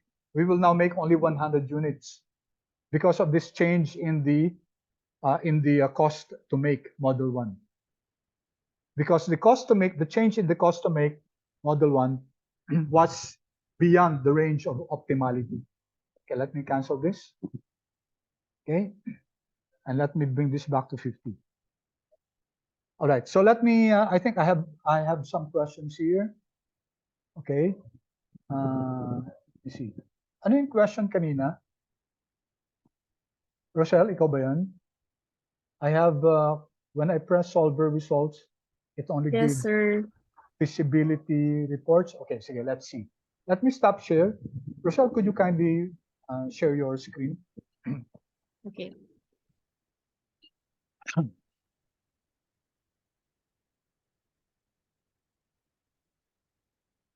Hi, sir. Can you see my screen? Yeah, okay. Sige, so, okay, let's see. So press solver. So Pero let me check first the ano, no? Before that, let's check your model first. Okay, could you kindly go to D71? I-close mo muna yung solver. Close mo muna. Okay, may I see D71, please? D71. Letter This one, sir. D71. So may I see? D66. First D66. 50 times D61. Okay, all right, sige. And then, sige nga, D67 times D62. Okay, good. Okay, let's see now yung total per type mo. Total per type is the sum of Okay, good. And then yung objective function natin, yung G73. G73. Okay. So that's Sum of D. all. Okay, good. Okay, tama yun. All right, so let's see. Let's see now. May I see your G76? G76, sir. 76. Oh, wait, sir. G. This one. Some Sum of- product. Can you please press F10, F2? Some product ng Units D76 make. and And then D61. Okay, sige. And next. Okay, tama naman. All right, sige. Okay tayo. All right, sige. Let's go now to solver. So solver, objective function is G73. It's correct. Minimize. Changing cells natin. Mukhang may mali sa changing cells. Ay, hindi, tama. Tama. Changing cells, may see D61. Could you kindly click that, please? this one, sir. Yan, changing cells. Changing cells. Oops. Oh, sorry, sir. Wait. Sige. Changing cells.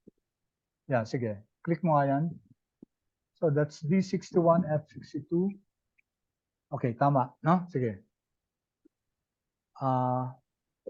And then, constraints natin, D63, F63 equal to?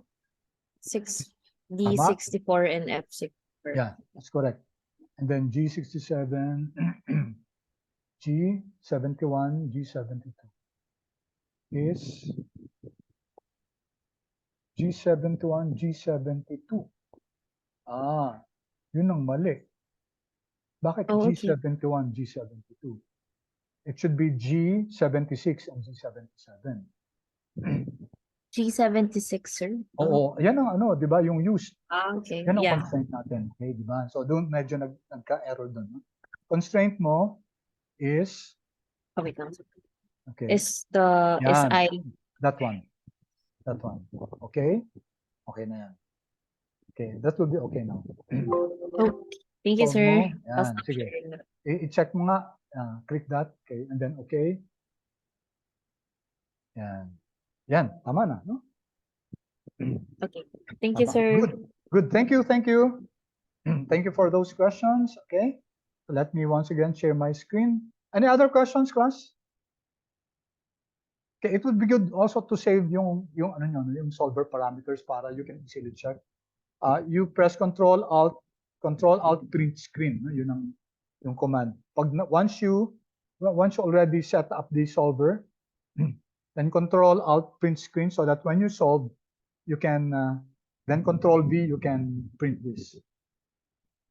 All right. Okay. Any questions, class?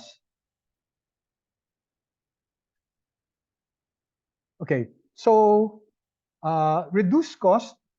Okay, you can actually compute for reduced cost. And what's the meaning of reduced cost? And what's the meaning of the shadow price? Okay, we'll go back to this. Pero ito muna, no? Ito. Actually, you can copy this formula. Control C. Kailangan let's also rearrange yung allowable decrease and allowable increase. Kasi it makes more sense to get the minimum and the maximum, di ba? And Control C, Control D, and then copy down. So that we can also have the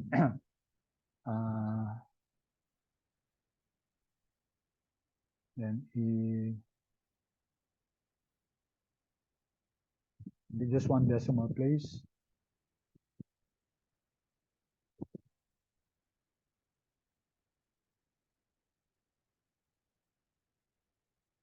Control 1, and here is dapat general lang yan. Okay. All right. So we also have this minimum and maximum value. This is called your range of feasibility.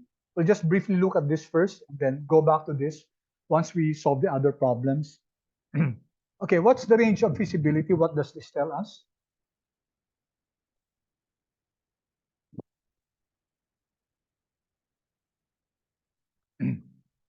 What does this tell us, the range of feasibility? What do you recall from last meeting? What does this tell us? What's the meaning of 1,000 and minimum of 1,000, okay, up to 3380? What does that mean? So it means, class, that you can reduce your right-hand side. So this has something to do with your right-hand side. Okay, you can reduce your right-hand side up to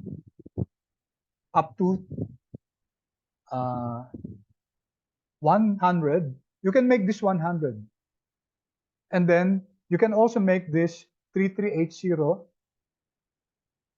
Okay, without changing what does not change, class? What does not change when we talk of the range of feasibility?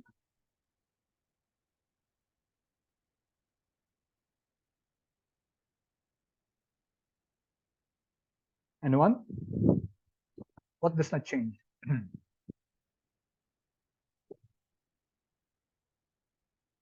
I can change this one, the 3,000 here, which is the total model 1 to make. So I can make this just 100, which means you add up models 1 to make and models 1 to buy. We can make it just the demand to be 100, and we can make the demand to be 3380, and blank does not change. What will not change?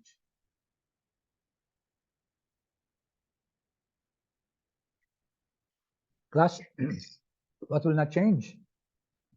The what?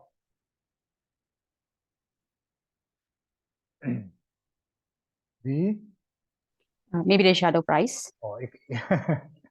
correct, no? Kaya nagbibigay na nga ako sa inyo ng clue class eh. I already was highlighting the shadow price. No? But what does the shadow price tell us? The product shadow price is the marginal increase in what? In the shadow price is the marginal increase in the, yes, in the total cost, correct? Erwin, thank you. Or the objective function. Erwin is correct. Our objective function here is the total cost. So the shadow price tells us by how much will the objective function, in this case, the total cost, increase or decrease, okay, for every 1 unit change in the in the right-hand side of that specific constraint. So these are constraints. These are sensitivity analysis with respect to constraints. So the constraint here is the total demand for unit 1. So let's take a look at the model. So if the total demand was 3001, okay, so let me make that 3001, 3001. Okay, so what will now happen to the objective function? And the prediction is that the shadow price 57, the cost will increase by 57. So how much is the value now? So let me just write that here. The value now is 453,300. So the prediction is that it will increase by 57. If we add this, so will the total cost be 453,357? Let's check. Let's check if that shadow price is true. Okay, because as I said, the shadow price is the marginal increase or decrease in your objective function for every 1 unit change in your right-hand side of that specific constraint. Okay, so let me show that again. 57 here is refers to the shadow price of the right-hand side for the constraint of the demand for model 1. Okay, 3,000. If I increase this by 1, the total cost or the objective function will increase by 57. Let's validate that. Okay, here, so I made this 3001. All right, and then let's solve this. Data, solver, solve. Okay, 453,357. Okay, cancel ko. 453,357. Pareho ba? 453,357. Correct. Okay, di ba, class? So we were able to validate that indeed your objective function will increase for every 1 unit change in your right-hand side. Okay, it's measured by the shadow price, 137 to 97 to etc. And this one is -7. It means there will be a reduction. If we increase the right-hand side, if we make harnessing hours, let's try this. Let's increase harnessing hours by 1 hour. Okay, so we make 5,000. This one, we make this 5,001. 5,001. And what's the sensitivity report? -7. So let me put here -7. Let me add this, Control C. So our objective function, our total cost will become 453,293. It will decrease by 7. So if only we have 5,001 harnessing hours. Okay, let's see. Let's solve this. Data, solver, solve. Okay. Now we have a problem, no? 474,550. So, ang nangyari dito, class, 474,550. What happened? It could not find a feasible solution. Why is that so?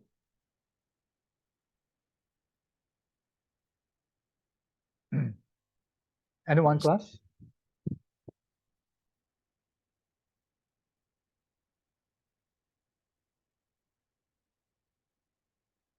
What could be the reason why we were not solver could not find a solution? If we increased this one, if we increased this one by 5,001, why? Because class, Because it's mas malaki, it's constrained. okay, because mali class yung ginawa ko. So I deliberately did that, no? What was my mistake, class? What was my mistake? I placed the increase in 1 in the left-hand side. This is wrong. Diba? It should be here. It should be on the right-hand side. So I was waiting for you to react. I placed this. This should be an equation. Diba? It should be the sum product. Diba? So, I'm careful. No? Ito dapat yung 5,001. Yun. Yan. I was waiting for you to react to what I did, but it's okay because I was doing it so fast. Now let's do it. So it's the right-hand side that will be changing. We're going to add 1 unit here. Okay. So the shadow price again tells us that for every 1 unit increase in your right-hand side constraint, there will be a corresponding change by the amount of the shadow price in your objective function. So for the harnessing hours, there will be a reduction in the total cost by 7. So let's do that this time correctly. No? Correctly, I changed this one, the right-hand side, not the left-hand side. Okay, solver. Okay, solve. There. Solver found a solution. Okay, ko. Okay, what happened?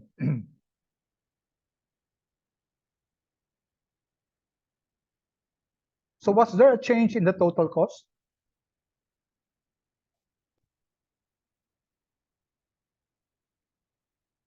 Why is this still 453,350?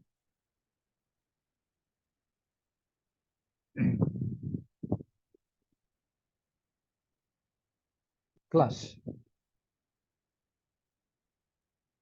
Shouldn't it have been a -7?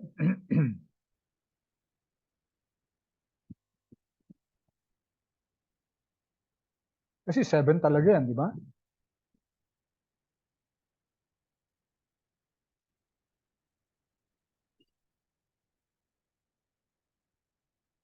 What do you think, class? Sir, I think because you were not able to update the or number of orders for model 1, it's 3,001, sir. Okay. So saan yun?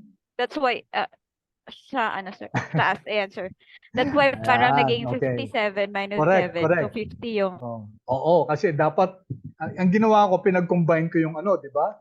Kinombine ko yung yan. So okay? So ingat class ha. Deliberately din na naman yan. So take a look at what I'm doing, no? So data, ito tama na ba to, class? Tama na siya? Ang total demand natin 3,000, no? Good, you were able to notice that. Ito, magbabago to kasi constraint to eh. Dapat 3,000 na yan. So no problem with this. Kahit ilagay natin na 3,000, 3,001. Solver, solve. Yan, okay na, 3,000, ano? Then okay, let's see. 453,293. Yeah. Foolproof yan, tama yan class. 453,293. We expected that the total cost to be reduced by 7 because of the sensitivity report for the shadow price. All right. So, any questions so far? Okay, we'll go back to this class. Okay, we'll first solve some more problems. Okay, dito. Okay, any questions about this? This make or buy?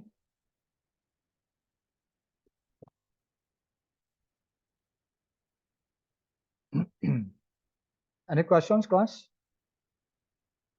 Okay, did we answer already? How about the reduced cost? What does this mean, class? Yung reduced cost na to?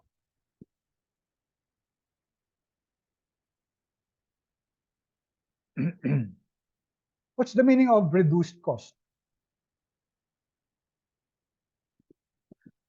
Another name for reduced cost is actually opportunity cost. So you can, others call this opportunity cost.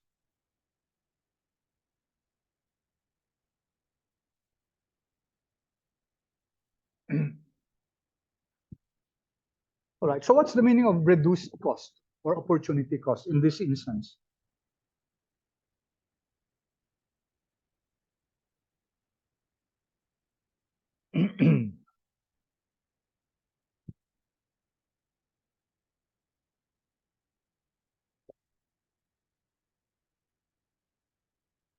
Anyone, please?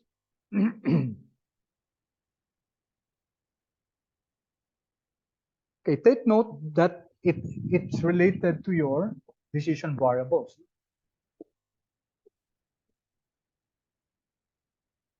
And it's related to our decision variables. So the reduced cost has something to do with your decision variables, while the shadow price has something to do with your constraint, the right-hand side.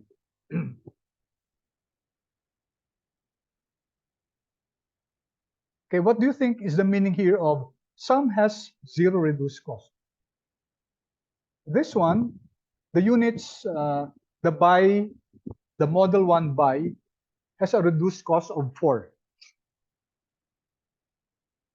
The other one, the units by model 3, 8. What's the meaning of 4 there? And what's the meaning of 8?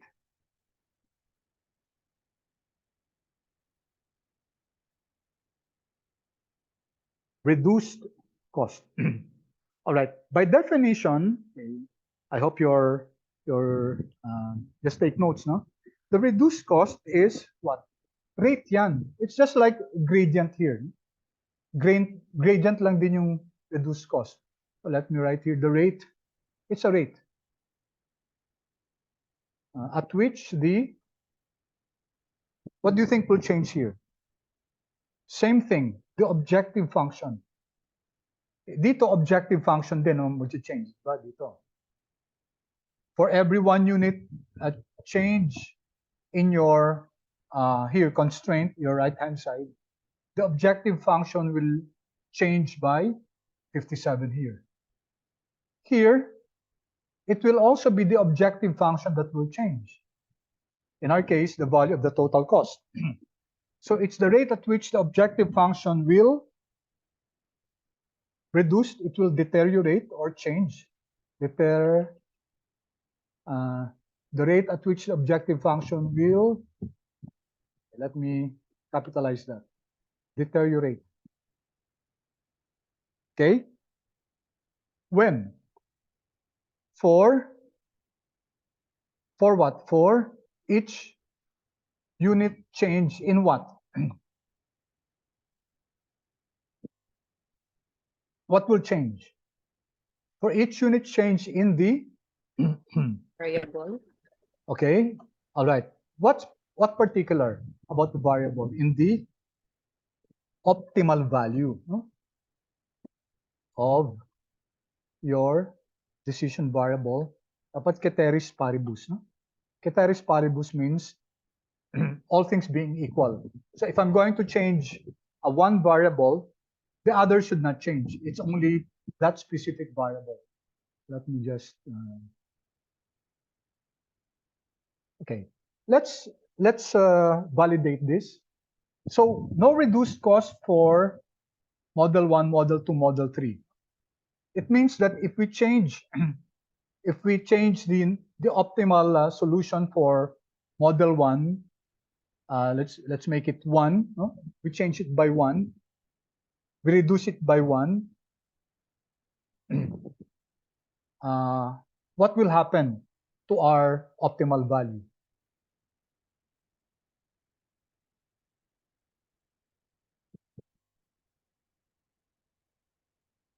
Nothing. Zero kasi. No?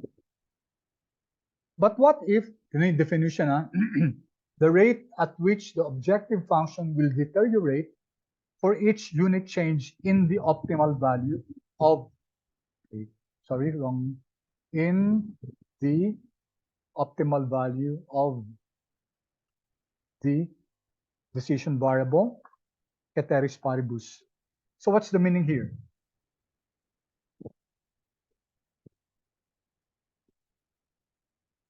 What's the meaning here, class? If we change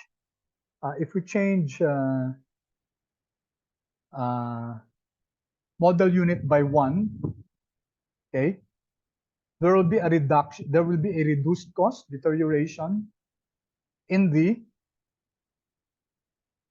objective function. Okay, let's take a look at that. So the optimal value for, what's the optimal value for, okay, where's this? Optimal value for unit 1 to buy.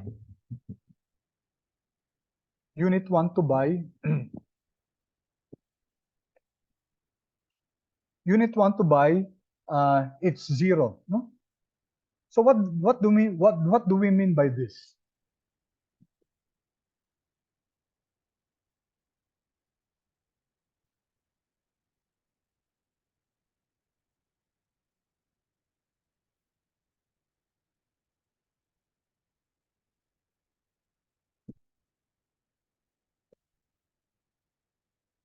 What do we mean by the reduced cost here, which is equal to 4?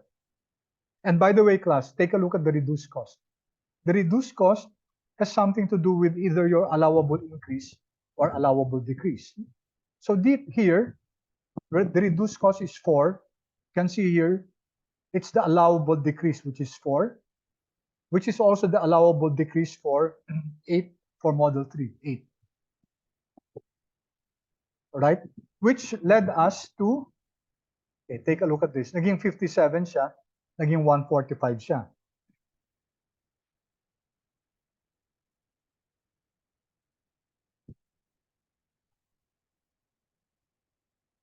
Okay, so how do we show this for class? Maybe I didn't define it well, no?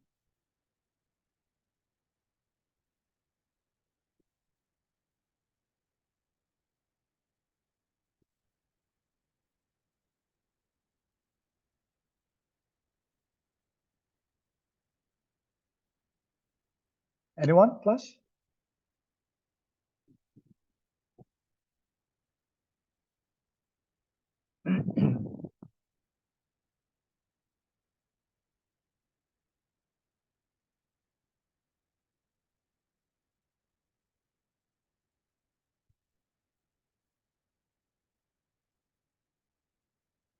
Can you see, class, what happens if your units model 1 will change by one unit?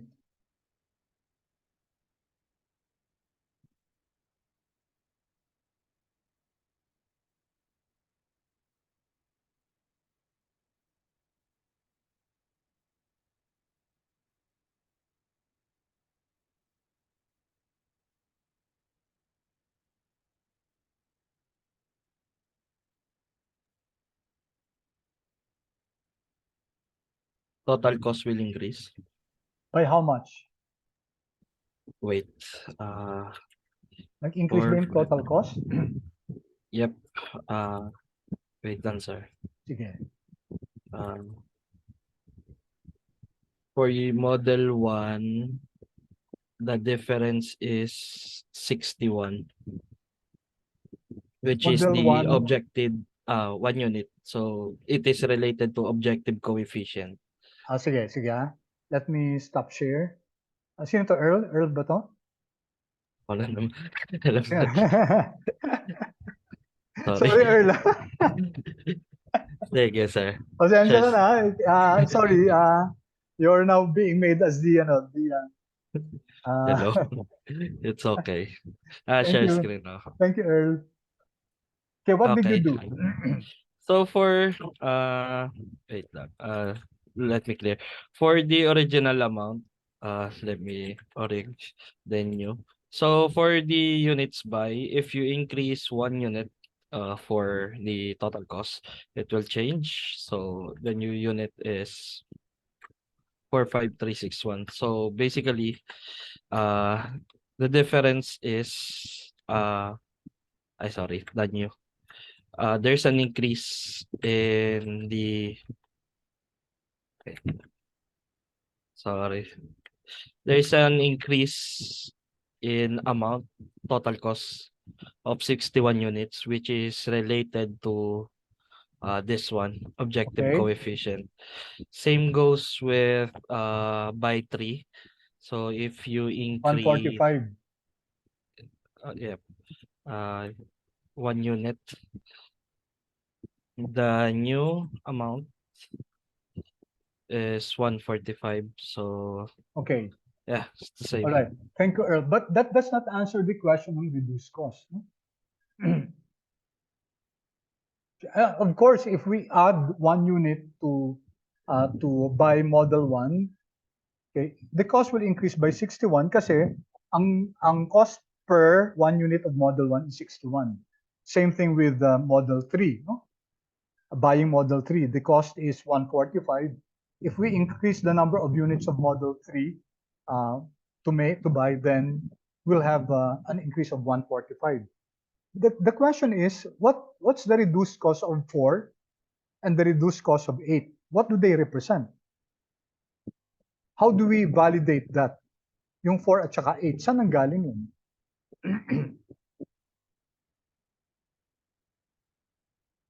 But thank you, Earl. Thank you for answering that.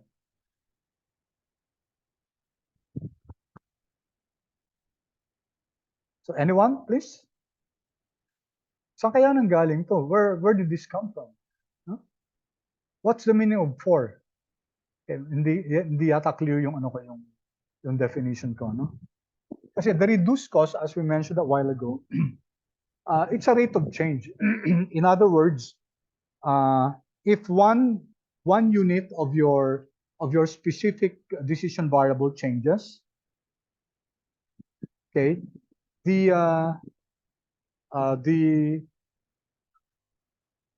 optimized value, okay, the optimized value, which is your objective function, changes by this amount.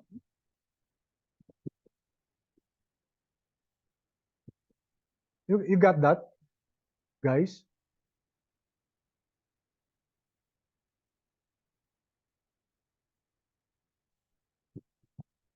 Is my definition clear? Is my explanation clear?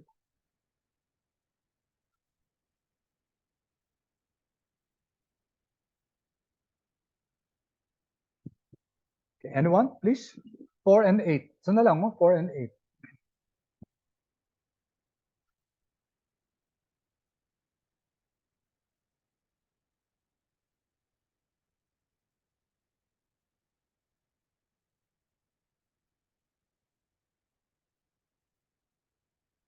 What happens, class, if the cost to make model 1 becomes 62? Could you kindly check? What happens is that if the cost to make model 1, yung unit, yung buying,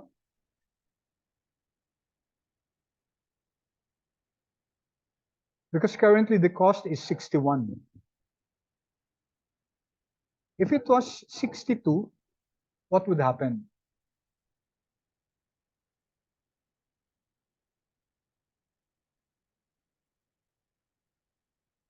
Could you kindly check?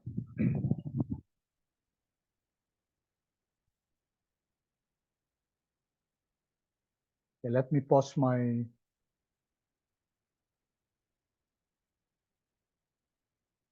screen share first. Naka-share ba ako? Hindi pala ako naka-share.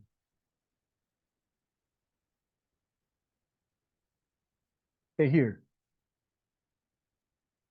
The cost to buy unit 1 is 61. And the reduced cost is 4. What happens, class, if there was a change in the 1 unit change in the cost to make unit 1, to buy unit 1? What happens if there's a change in 1 unit?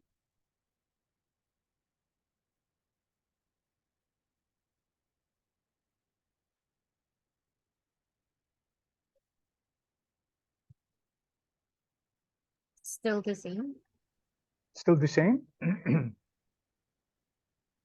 If this became, let's see, if this became 62. No? So cost to buy ng unit 1 is 62. Right?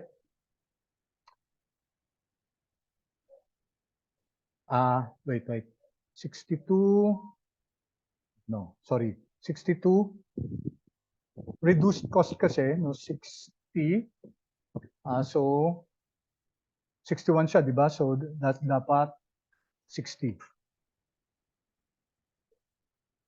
Let's make it 60. And then data. Tama ba yung model ko? Oh, wait. Kasi may binago ko dito. No? This should be 5,000. Let me revert to the original model. 5,000. All right. So the cost to make is 60. No? Sir, I have a question lang. Yes. If I remember, you mentioned dapat 5,000 din yung sa baba for the used one. When- Where? In the constraint, sir, for the harnessing wire, shouldn't it be 5,000 the used? This one? Yeah, When we solve the model again, when we resolve the model, magbabago na to. okay. Ngayon, kasi this was the result of the previous model. So I changed the right-hand side, but this will not automatically change yet. No? Okay. So when we resolve it, then saka siya magbabago. No? Okay, sige. Thank you. All right, so let's solve this. Okay, 60. Let's solve this. Solver. Solve. Okay, what happened here?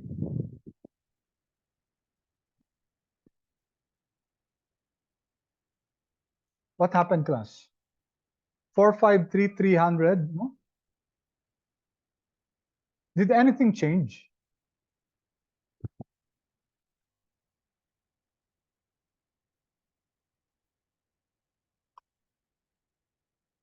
Did anything change, class? Naging lesson yung cost. Nag-lessen ba? Sorry. It's Kasi so 453,300, di ba? This was still the same, di ba? Okay, let me do that. 61 yung original. The original is 61. When we solve this, solver, solve. Okay, because it's 453,300, right? Because it's 61. Now the question is, what does this mean? Itong 4 na to. What's the meaning of this reduced cost, which relates to the objective coefficient for model 1 buying? And this one, for model 3 buying, the reduced cost is 8.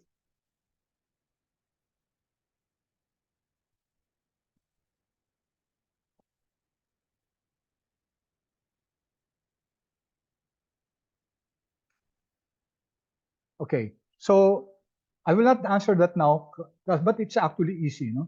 But I will let you do a self-discovery. I'd like you to find out what's the meaning of this. Kasi I already discussed the shadow price. The shadow price is very easy. Okay, how about the reduced cost? It's a little bit more trickier, but I'm sure you'll be able to figure that out. Okay, so let's suspend the discussion of this. We'll go into greater detail about this. But I already gave you the definition. So please figure out what's the relevance of this reduced cost. Because it's relevant. It has implications for managerial decision making. And that's what's important for us, just like the shadow price. Okay. Now I'll leave you to look into the reduced cost. What is its implication? All right. Okay. So we have it's almost time, but let's just do this, class. Okay. At least we were able to do some. Okay, at least partly, no? And then let's define the decision variables here, the LP. And then what you're going to do is please solve this, and then also this diet problem. As we continue with our our discussion, you will see that we are looking at several applications now. Production, ito HR, more on manning. This is a basic manning requirement. So what's lacking here are the cost implications. No? There are problems that involve cost, and that will be part of your exercise set. No? Okay, so this one, it's a hamburger stand operating 24/7, and then the employees report at midnight at 4 a.m. So these are the times that they report for work: midnight, 4 a.m., 8 a.m., noon, 4 p.m., or 8 p.m. And once they report in, they stay continuously for an 8-hour shift, which means that if I report at work at midnight, I'll stay up to 8 a.m. If I report at 4 a.m., then I'll stay up to 12 noon. Okay? All right, so the question is, let's set up the objective function and see,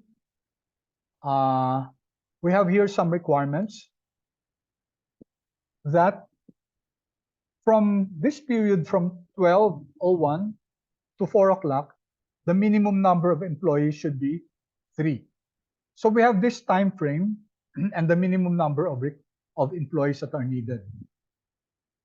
So there are 6 possible reporting times: midnight, 4 a.m., 8 a.m., noon time, 4 p.m., and 8 p.m. So there are 6 possible reporting times.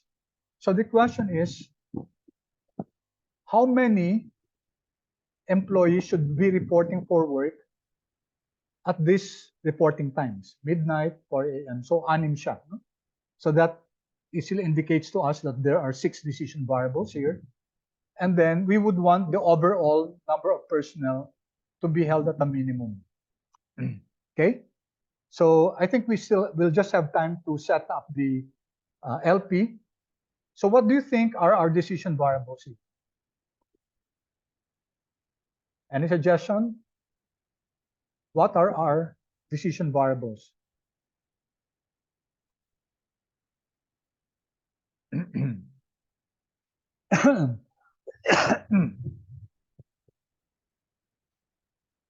Sir, Yes? number Yes, of Erwin. employees to work at a certain shift. At a certain shift. You mean to say this one? Midnight, 4 a.m., 8 a.m., noon, 4 p.m., 8 Okay. p.m. So you mean to say to report for work at that shift? Yes, sir. Like, kasi that's what we need to count. How many employees should report for work? Let me just delete some of this. Okay. How many employees should report for work at midnight and then at 4 a.m., right? So let's just call it maybe, I don't know, maybe first, how should I call it? So difficult to give a name. Midnight.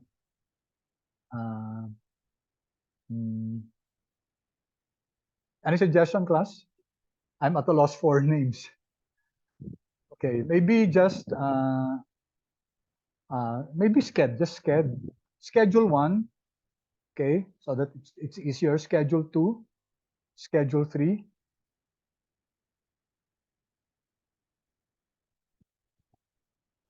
up to schedule 6. So schedule 1 refers to employees, number of employees to report at 12 midnight. Okay, so that's our schedule 1. And then anyway, so you know what to do with this. The next one is 4 a.m., right? See, these are the 6 reporting schedules. The next one is 8 a.m. and then we have here 12 noon, and then we have here 4 p.m. and then we have here 12 4 p.m. and then 8 p.m.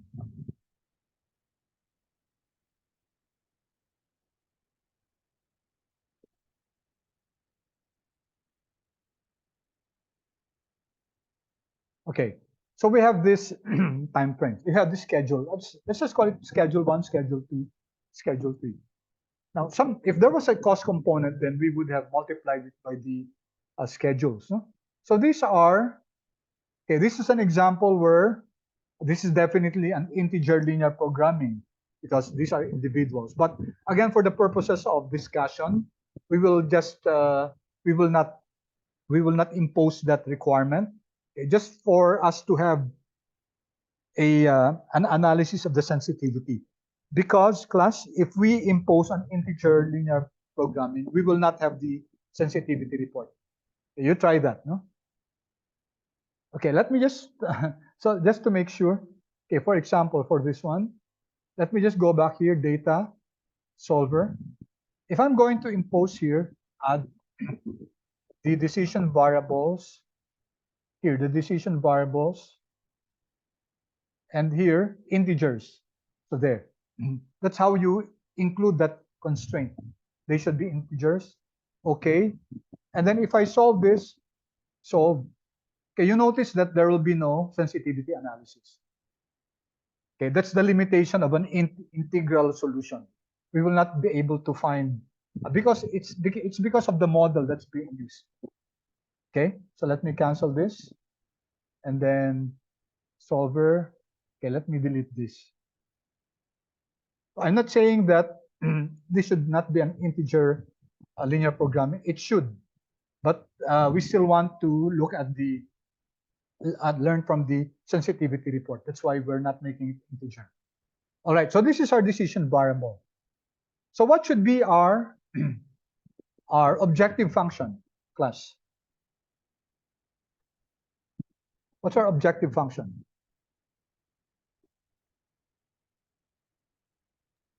Employees have to report for an 8-hour shift. Okay.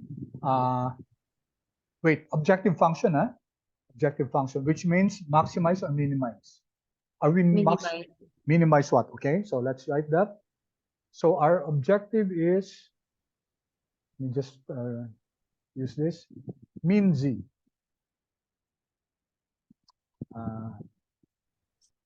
Minimize z. And what's our function? What will be my function, class? Minimize z. What are we minimizing? Number of personnel. Yes, correct. So that should be what? What should be our equation? Number of sched 1, number of Okay. employee. Yeah, sched 1 times minimum. Wait, answer. Never Sige. mind.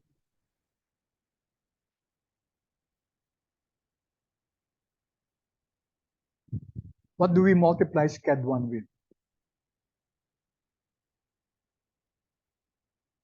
With 3.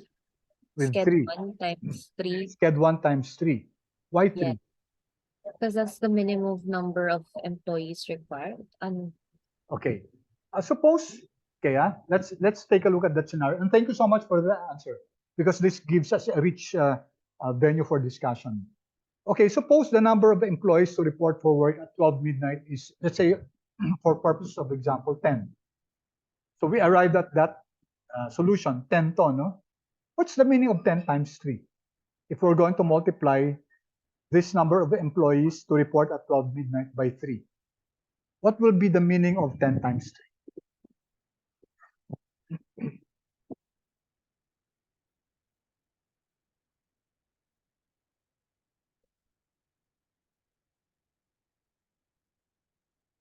Anyone? Will that have a meaning, class?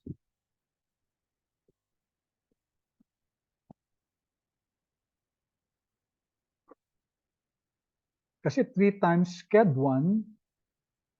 Okay, and as I said, if for example, sched 1, which is the number of employees to report at 12 midnight, if there are 5 employees, okay, what will be the interpretation of 5 times 3? So we're going to multiply it by 3.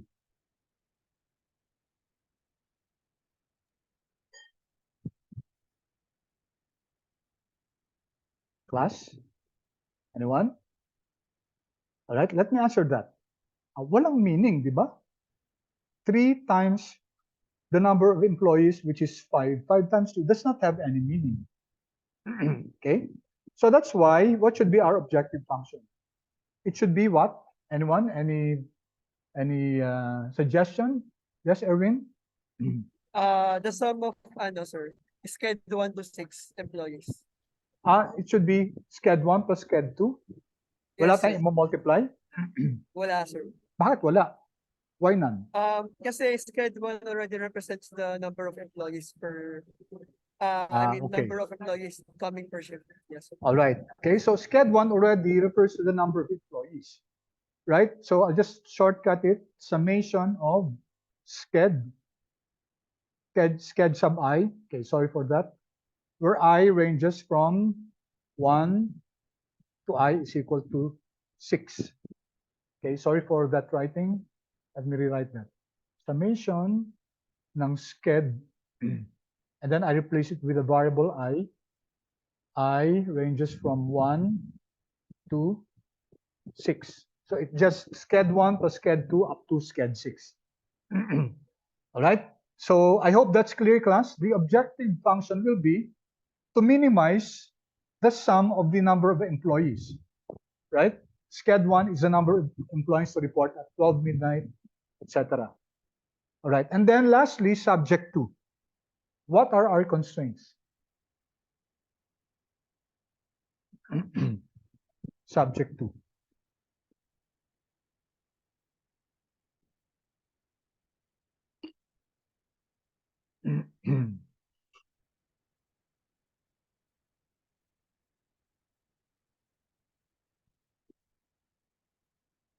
One, please. What's the meaning of this? Time period from 12 to 4, 12:01 to 4, minimum number of employees required. So does that mean that it can be 4 or 5? Class? Yes, sir. Pwedeng 4, di ba? It can be 4 or 5. That's the base level. That's the floor level. So how do we write that, class? From 4:01 to 8 p.m., 8 a.m., minimum number is 5. Okay, let me give you a hint. Who will be there from 4 a.m. to 8 a.m.? Yes, Erwin, you raise your hands. Yes, sir. Based on your question, sir, if you're asking who will be there from 4:01 to 8 a.m. Those Yes. will be the employees coming from sched 1 and sched 2. Sched 1 and sched 2. Yes. Okay. You agree with that, class? Who Yes, will sir. be Yes po. there dito sa time frame na to, in this time frame from 4 to 8? These will be employees that reported for work at 12 midnight and at 4 a.m., right? Because they will be there for 8 hours. So those, on the other hand, who will be there from 1 to 4? When we make a head count in that hamburger stand, which people are we expected to see from 12:01 to 4 a.m.? Those who will be coming from schedule 6 and then schedule 1. All right. Okay. Okay. I hope you see that, class, no? So our constraint will be this minimum number of people with the time period specified here will be coming from different schedules. Okay. All right. So for example, for the first one, from 12 to 4, who will be there? It will be schedule 1, right? Those that will report for work at 12 midnight will be there. They will be there from 12 to 4. And those also, yung schedule 6, those that report for work at schedule 6, since they're going to report at 8 p.m., they will still be there, right? So that's why our constraint will be sched 1 plus sched 6, right? Will be what? Should be class. That's a minimum number. Should be what?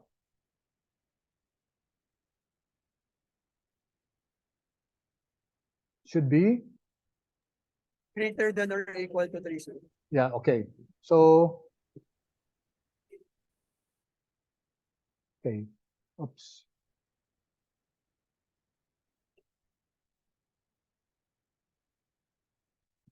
Should be greater than or equal to 3. Okay, so this is the minimum number of employees from 001 to 4. Okay, just fix the formatting. Okay, so do you get this, class? Okay, so who will be there from 4 to 8? Well, from 4 to 8, there will be those that reported for work at Schedule 1 and those that reported for work at Schedule 2, right? And the minimum is 5. So this should be from 401. Okay, so just fix the formatting 8. All right, class? And I'm sure you got the rest. Okay, so I'll not continue with this one. Okay, so this is an example of, do you still need here the non-negativity constraint, class? Do we still need here non-negativity constraint after we have completed all the constraints here? Do we still need the non-negativity constraint? Will this make sure that either Schedule 1 people or Schedule 6 people are non-negative? Class?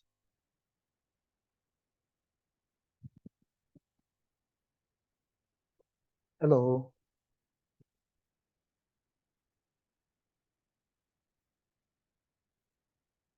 Still didn't need the non-negativity?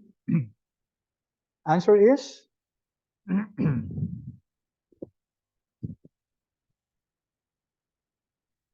class. So here we just change the 1, 2, 3, 4, 5, 6.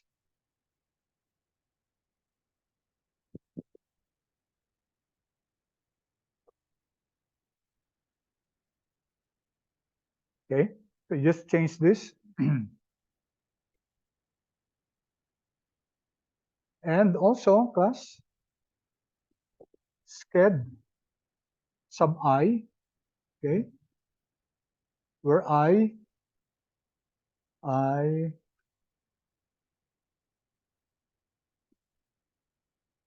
is equal to 1 up to 6 should be what?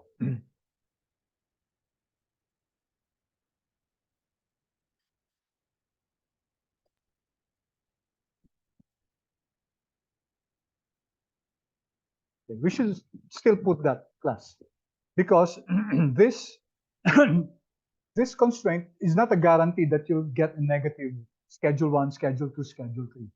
And technically, yes, Earl, thank you. You're correct. And also, technically, there should be here non-negativity and int. Non-negativity and integer constraint. All right. So this is, of course, you have to correct this. Okay. You have to change this. You have to correct you have to do the correct constraint plus sched I. Let me just control-1, write this properly, subscript.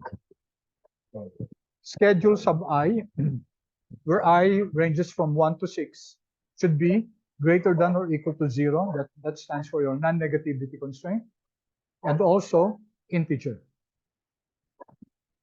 Sched 1, Sched 2, up to Sched 6 should be integer. Okay. So for next meeting, class, we'll compare notes. Please solve this already.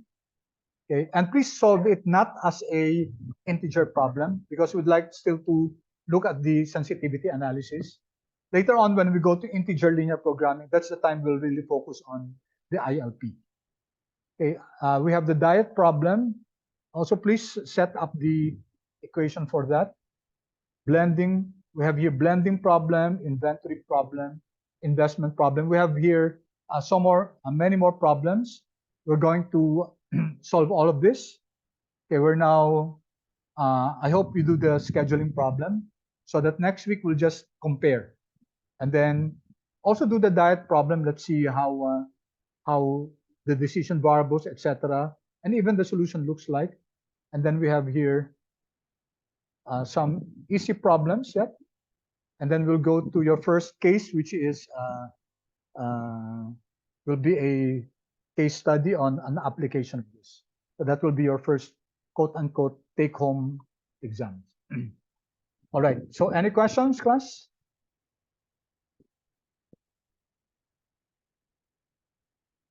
Any questions? Sir. Yes? Are there? None, sir. None. Okay. Now, please, next meeting, please tell me how you interpret the reduced cost. Okay, that will be your part of your requirement.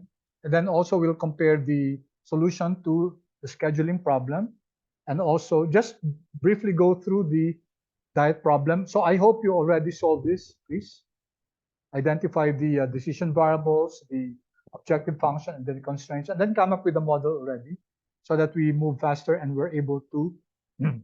These are the more easy ones. We're just introducing ourselves to the basics of linear programming, and we go to more complicated problems. All right. So with that, class, we thank you so much. I hope you learned something today, and have a blessed